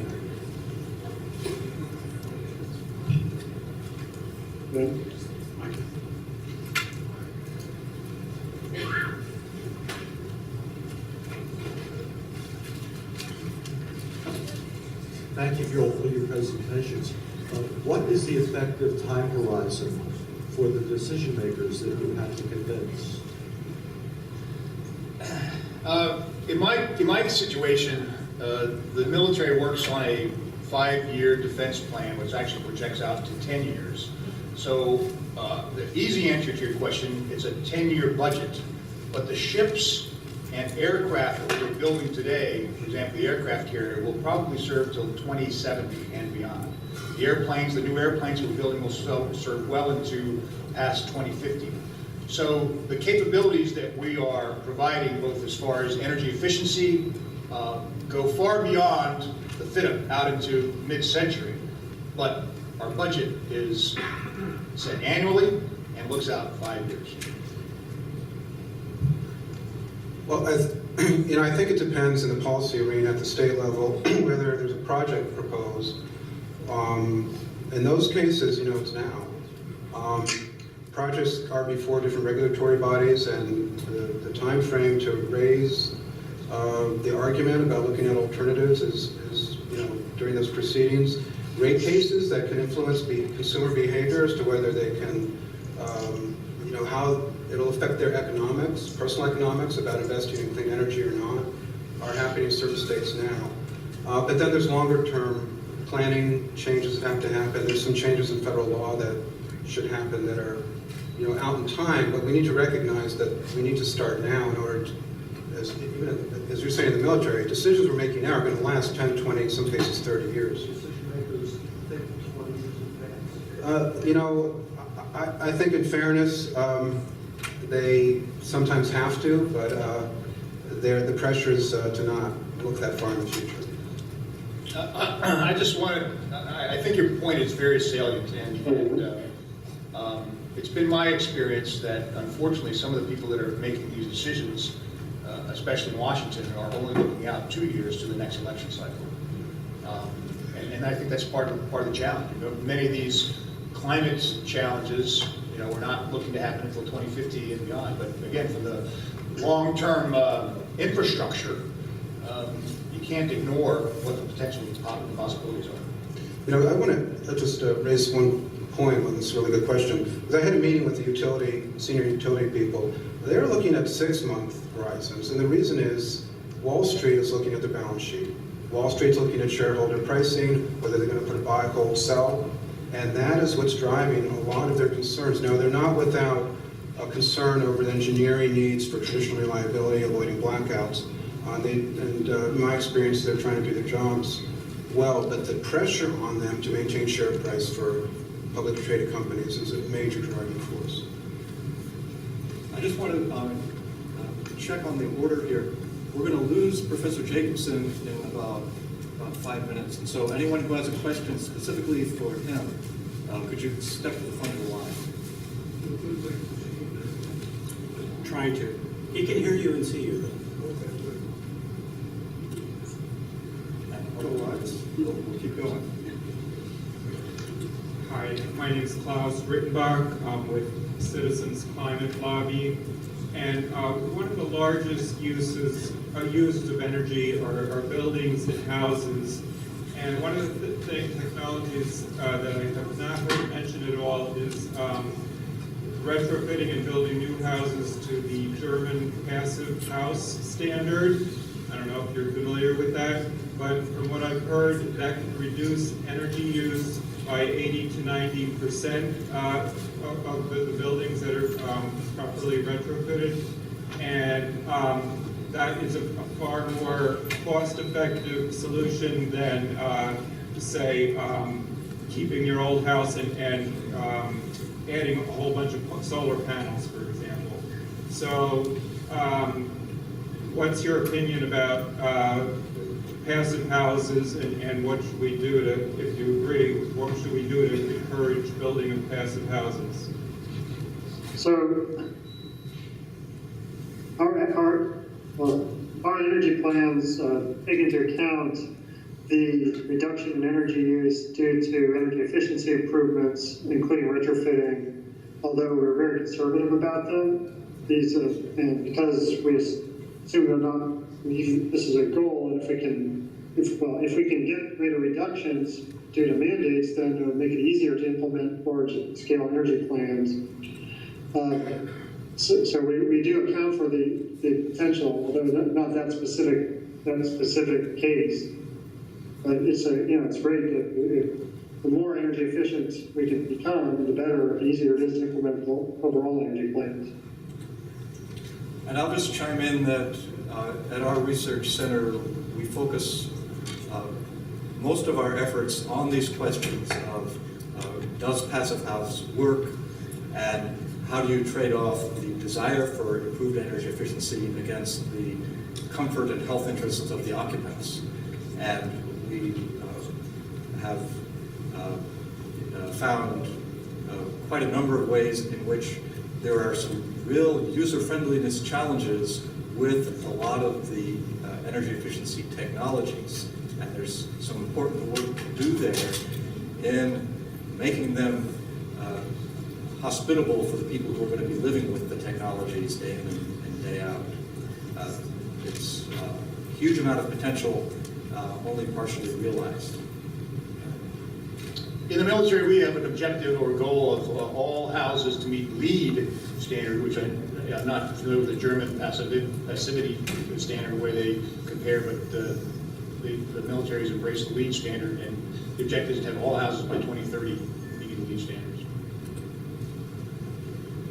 I guess I'll add that, the efficiency programs, when they're successful, are offering services, incentives, rebates to consumers who are going out to remodel at the time of that decision. It's much cheaper to help them weatherize and do new windows and when they're retrofitting. There are pilot programs to do passive solar and zero energy homes, and certain of the programs to show that they work and learn from them. But one of the biggest problems, as you know, is pre-weatherization. There's a lot of old housing stock in the Northeast, frame homes, triple-deckers. They're not even capable of being weatherized properly because the roof is so poor, the attic is poor, there's lead paint, and emissions from that sector are very large. So we have got to get at that problem in a different way than we've been doing traditionally in order to really get at the urban story.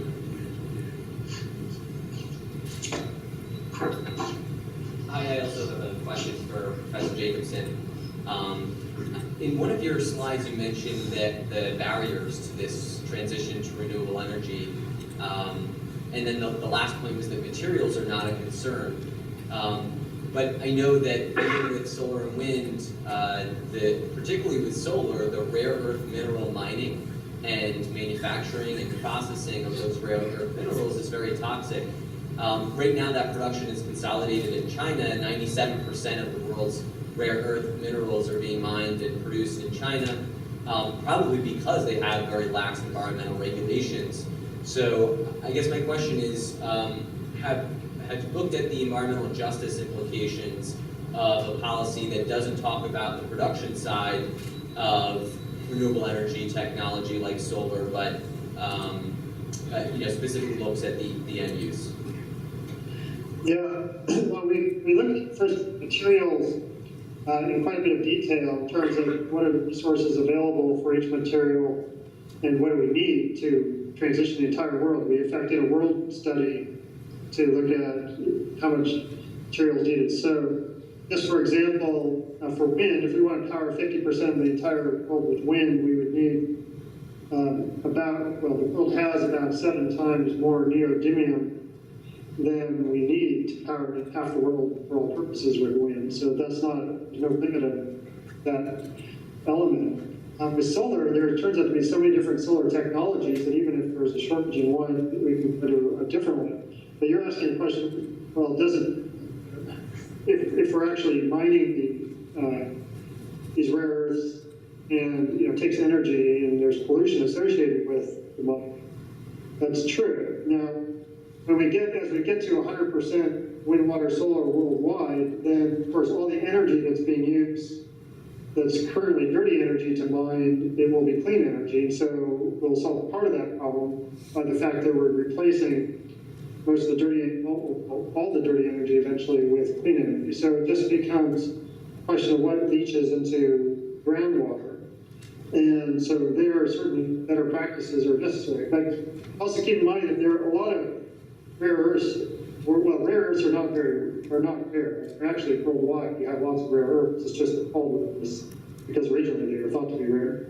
But you can, actually, any country in the world can have them.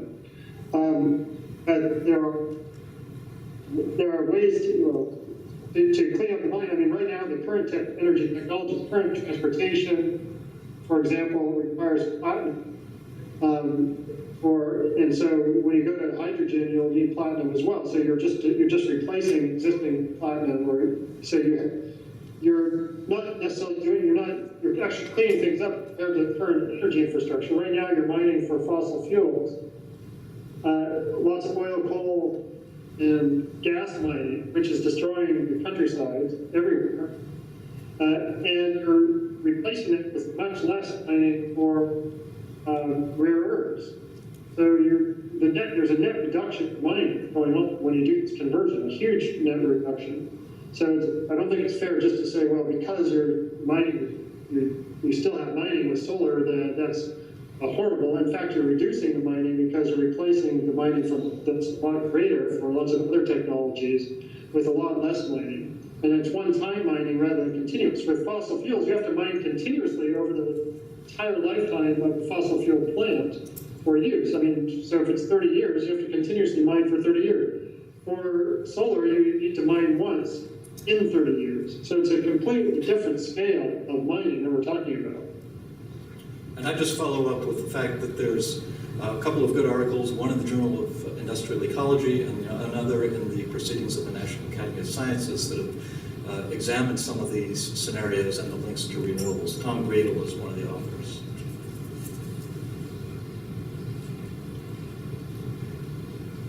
Hi, I'm Art Vatsky. I live in the neighborhood here, and I'm an engineer. And the concerning act that impacts me is in Jersey and some grew up in New York City, is that the onset of the major problems of global climate change are going to impact our states, as it did with Superstorm Sandy.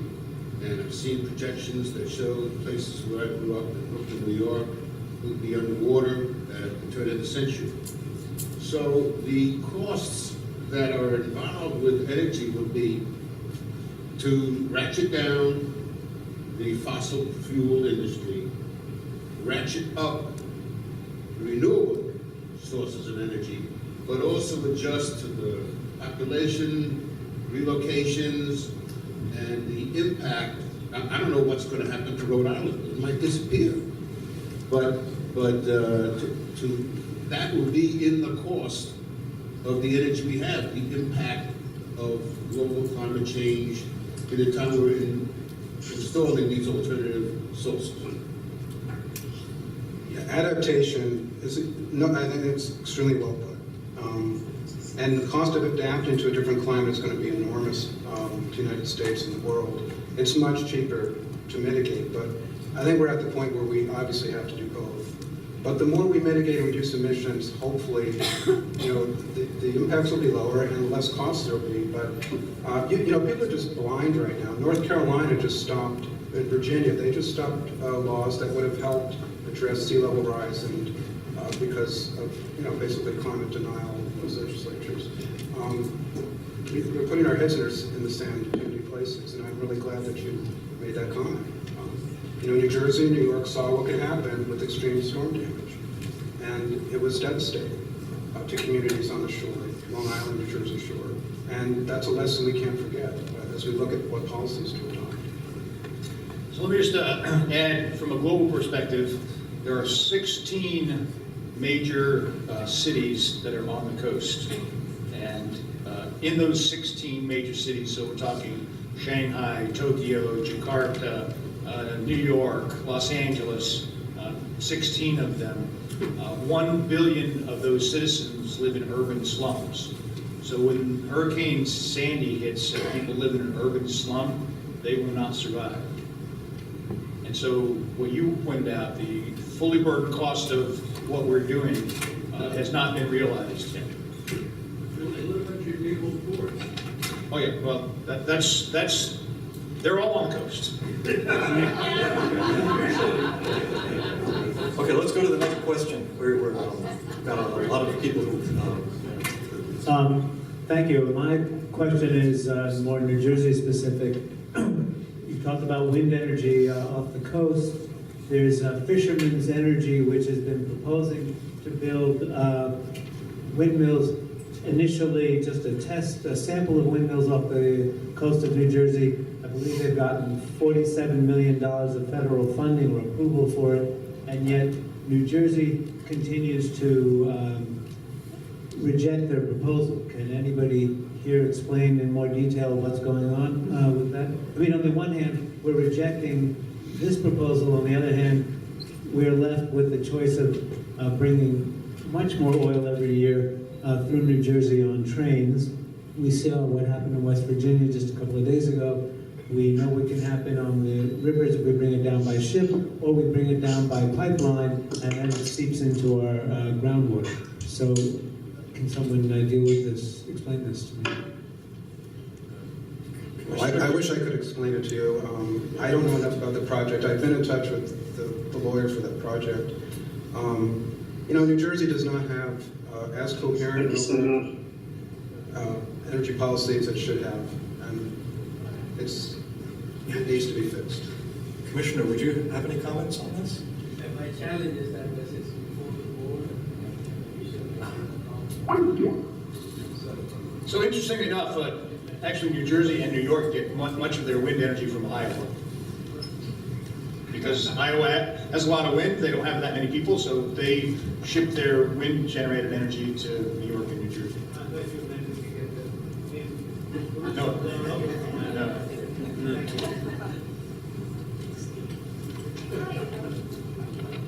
Thanks.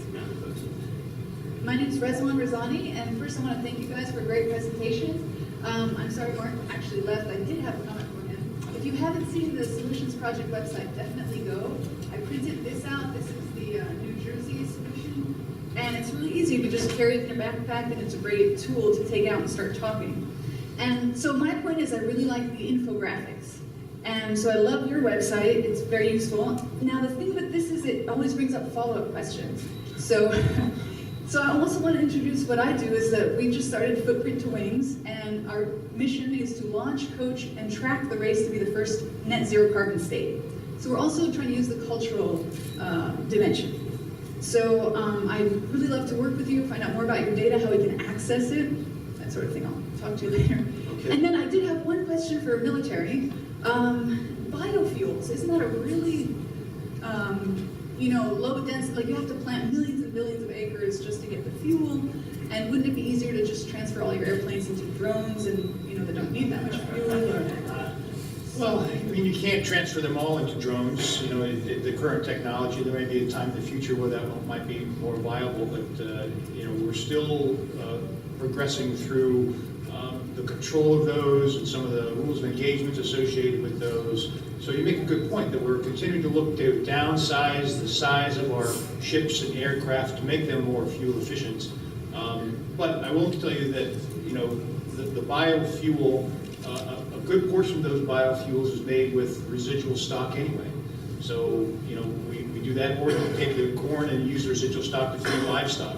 So, when you look at the biofuels industry, you have to look at it from cradle to grave, and where all of that different food stocks go to, and what we would be used for if it wasn't being used to produce biofuels. Yeah, there's that great David Mackay, I think that's the levelized cost. It's really Thank you. My name is Rosemary Drager-Carey, and thank you for really wonderful presentations. My question was on biofuels too, so we're halfway there. I wanted to know, be more clear about which biofuels we're talking about. You mentioned corn. Is there anything else? Well, actually, I mentioned corn because that's the one that most people think about. Actually, in the military, it's mostly camel oil. So it's a wood switchgrass type of plant that's grown, and it's very high in oil content. So that's where the Navy in particular is getting most of its biofuel production from, as opposed to corn or ethanol.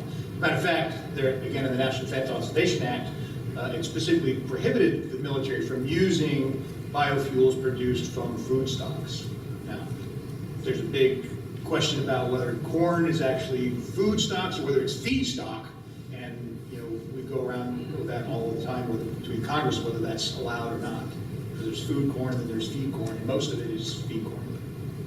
Thank you. But again, it's mostly camel. The military is also looking at algae. They've got huge initiations with algae farms that will produce oil directly from just smashing those little algae things. Excellent. Thank you.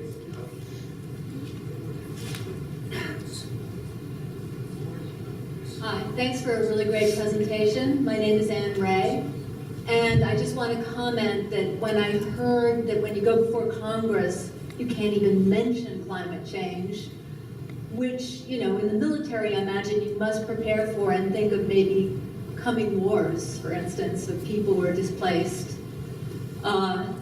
That's terrifying. And then the other thing I was interested about was this energy. You said that the lines are socialized, and then I guess if we've bought these lines, then we're we want to keep buying, you know, fossil fuel produced electricity or something, and that's kind of the problem. And just in general, you know, you have such great ideas and such a wonderful vision for this future we could have, but it seems that you're dealing with this rather arbitrary, crazy legislature. And I happen to be on the Restore Democracy working group of NJPPN, and it seems to me this is really connected to that our politicians are not functioning as free agents with the good of the people in mind. They are actually working for their donors. A good example is the Keystone Pipeline, which will do the United States no good, and yet I think the House and the Senate voted to pass it. And you know, it's going to make 30 full-time jobs in the United States and benefit the owners of the Canadian tar sands. So why would we run it through everybody's backyard from Canada to the Gulf Coast? But could you discuss if you have any plans to try to impact Congress and the legislatures in the states somehow with this crazy system? I'll be happy to talk to that. So I want to make it clear. So under President Obama's executive order, each department was required to build a climate plan adaptation roadmap. And the Department of Defense has done that, and it's very robust. As a matter of fact, the National Security Strategy calls that climate change a threat, and the military's Quadrennial Defense Review speaks volumes about the threat of climate change, just as you said, refugees, drought, effects on human beings. So when I said we can't talk about climate change in Congress, if it's talk about it in terms of energy and expenditures, many in Congress don't want to hear about that. But if it's talk in terms of risk, then we can talk about that. So I didn't want to leave you with that misimpression. What was your last question? Well, how do you plan to get good policy through with this kind of weird? Yeah, so that's one of the primary things that the organization that I represent, the Military Advisory Board, does.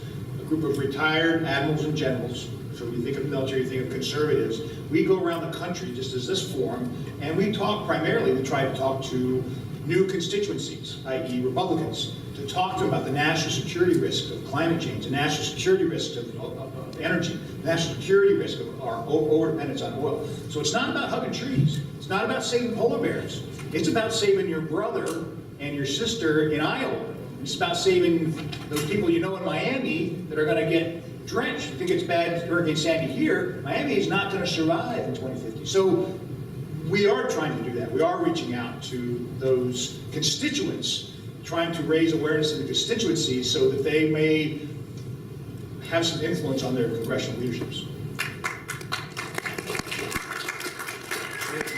Let's move on to the next question, please. Yeah. Thank you. I'll have to stay around and talk to you. Hi, this question is more for Dan, I think. What is your opinion on companies that work with deregulated states that try to work with consumers to pick their own energy and where it's coming from, and they kind of, you can choose your own power and it works with the utility to get to your house. What is your opinion on companies like that, such as Viridian, if you've ever heard of that? Yeah, I don't know that I can speak to specific companies, but the idea of opening up markets so that consumers can choose green power was something I've worked on very hard in some states. And it never really worked that well for a whole lot of reasons. There was a backstop on pricing that the green power companies couldn't compete against. Was one major reason. But another was consumers really don't think about energy. I was at another conference and someone said there was this, I don't have this right, but something like people think about energy, their energy bills 3 minutes a year or something like that. So when green power companies went to pitch the product to them, they didn't know who they were, they often didn't respond, and they had a great deal of difficulty. I think they've been doing a better job, but we need to recognize there are barriers that consumers face, educational barriers that need to be overcome. And some people don't want that choice, but a lot of people do. And people will pay more for premium if they want, but the other side of it is really to get the system set up to promote green power, whether people are choosing it or not. I mean, that's really where the change is going to happen. And that's what these policies that we're talking about today are really all about. It's, in the end, the consumer will have cleaner power. But we have to get all the market players aligned, and we have to get the regulatory structure changed and the incentives changed, so that's where the investment is going.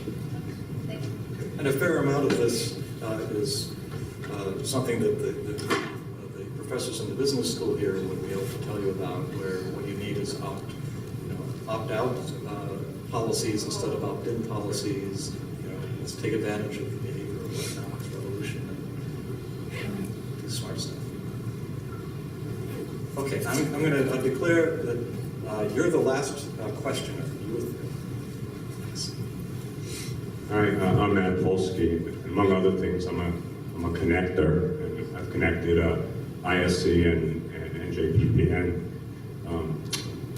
But I have a question on, I guess I have an observation first. I've noticed a bunch of issues that didn't come up today, which is natural, can't cover everything. And some are good news or potential good news, and some really are challenges that we have to work through if we're going to promote energy efficiency and renewables. And let me give you one example of a potential opportunity that often gets missed. But we have to change our mindset a little bit. And one challenge to do it, and that's the business community. And I'm glad that former Assemblyman Shivakula is here, because this is important for you.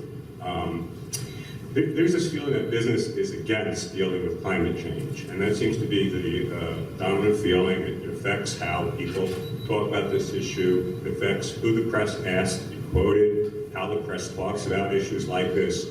Whenever cap and trade rolls around, it's always a cost to the economy and so forth. On the other hand, there's a growing number of businesses and trade associations that represent businesses who are all for dealing with climate change. They've been active in some of the states, and particularly in Washington, and this needs to be much better known. One of the challenges, though, is the way this issue, again, has been portrayed, that anything that raises costs is a detriment to the economy, whereas the things that we teach our students in Environmental Economics 101 is that price should equal social cost. And the price, the implied price for RGGI and cap and trade programs and fees, to the degree they come up, are usually much, much, much lower than the damage of carbon to the atmosphere. So I'm suggesting that we have to tackle the language problem, challenge the press, and the economic development spokesmen who not only represent the business community. This is a different world that we're in now, and there's plenty of precedents now. Any comments? I'd like to comment. I think it's a really important point you're making. It's great. There are a tremendous number of multinational corporations, small companies taking on climate, both with plans for their businesses and members of associations that address that, from General Electric to others. We have worked closely with lots of business associations at the state level and major employers because they're important players politically, for no other reason. And they listen to facts, and they have constituents. And if you can show that energy efficiency shouldn't be viewed as a tax or a social benefit program, but in effect, energy efficiency would cost, this is what we would do, to your point, it costs 3 to 4 cents a kilowatt hour to procure energy efficiency, electric energy efficiency. It costs 12 cents to buy it from a power plant. And when we pointed out the economic differential like that in a simple bar chart, infographic, 101, I guess. A major employer representing thousands of companies in the state of Massachusetts said, yeah, we want to buy the 3-cent power. Now that's the same entity that had blocked increases in energy efficiency investment levels because it was a tax. So reframing the debate and honoring the fact that they had a constituency they had to respond to and give them information that they could then take back to that constituency was extremely powerful. In the case of Rhode Island, when we worked on the energy efficiency law that got passed, we testified with the state's largest employer representative at a table together. It had never been done before. The legislation passed unanimously in a heavily Democratic legislature and signed by a very conservative Republican governor because the information bridged that gap that you're talking about. So I think I really enjoy working at the state level because you can have those interactions with people. We stay away from Congress. We don't think we can influence Congress. But the other thing is, and it's not because it's unimportant, obviously Congress is important, but jurisdictionally, I think this is a point that shouldn't get lost here. States and localities, cities have tremendous control over sectors of the economy that produce major emissions. They control transportation budgets, road policy, investments in mass transit, building codes, utility oversight and regulation, and huge amounts of opportunities exist at those levels of the state government and have to be addressed in order to be successful with climate policy. And information has been a really effective tool, I think. Thanks. Thank you. Thank you.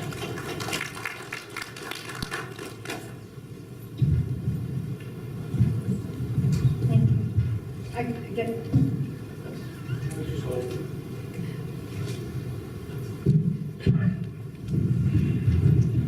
I guess this is more of a question to the military. Nuclear energy, I mean, I've always found it very problematic, but there's this new, I think it's a salt-based system that a couple of MIT people are experimenting with, and not being able to get a great deal of money and facing great resistance from the current way it's done. And I was wondering, I mean, if I recall, the military had a great deal to do with how our current system was developed, and whether the military could be involved, because this new system supposedly uses spent fuel, and seems like, from what I've heard, could solve almost the problem with spent fuel. So on that basis, and on the basis that the fuel you would carry is supposedly less dangerous, and you work with ships and all that, and I don't know how this would play into climate change, whether it would just use itself up when the spent fuel uses itself up. I'd be happy to talk to you. Let me just share with you. So I'm a nuclear submarine officer, had command of a nuclear-powered submarine. So I owned a reactor, and I will share with you that the Navy, since 1956, has operated over 130 reactors every year without a major accident, without significant release to the environment. As a matter of fact, in my 30 years of the Navy operating submarines, I had 0 carbon emissions for 30 years and steamed hundreds of thousands of miles. So I am a proponent of nuclear power because it is safe, it is reliable. Yes, there are challenges, there are accidents, but there are, as we've seen, environmental consequences to fossil fuel. I think what you're referring to is, we've experimented with different moderators for many eons, whether it's sodium, liquid sodium. That was one of some of the first reactors were associated with that. I'm not specifically associated with this project at MIT that you're referring to, but continually around the globe, there are people that are experimenting with better ways to make nuclear power. Again, I'm an advocate for nuclear power. I think it is a solution, and yeah, we've got some problems and challenges with spent fuel, but there's lots of places to put spent fuel. It's not, and whether we do that in Yuma, Arizona, or whether we do it in the Marianas Trench and put it back into the earth where it came from, we can solve this problem, we can solve this challenge, we can reduce our carbon emissions, which I think is a very much more pressing challenge. Well, what I'm asking, I guess, is... Let's go to the final question. Can I just... I'll be happy to talk to you afterwards. Okay, thank you. There are certainly a lot of policy and points for every speaker tonight. And I don't know if you've heard of the 10 words that describe global warming, climate change. It's real, it's us, it's bad, scientists agree, and there's hope. And certainly all three of you gave us a lot of hope tonight. But I would suggest we ought to add 2 more phrases to those 10 words, and that's what's needed is what's needed, political will. And all of us are responsible as individuals for getting that political will. And I'm just interested in your comments to that.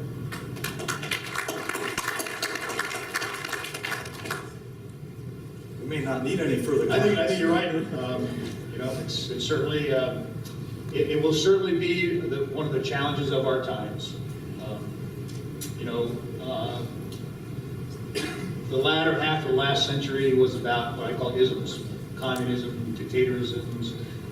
The next 50 or so years will be about resources. And we lack of water, we lack of food, we lack of places to put people, and that's going to be a source of significant challenge as we go forward. Okay, I think this is a good point to stop, and we need to award the certificates now, but let's give our panelists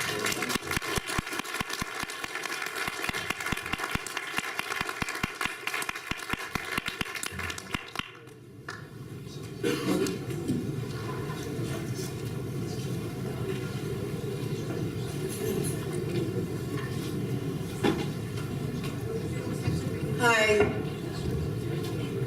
Okay, I'm Gina Wertenberg with the Institute for Sustainable Enterprise at Fairleigh Dickinson University, as well as Transitioning to Green, and I'm delighted on this auspicious occasion to present certificates of completion to our class of 2015 for Transitioning to Green Careers Program, and I would like to invite the recipients to come on down here, please. They're sitting up there. Come on down, and we'll get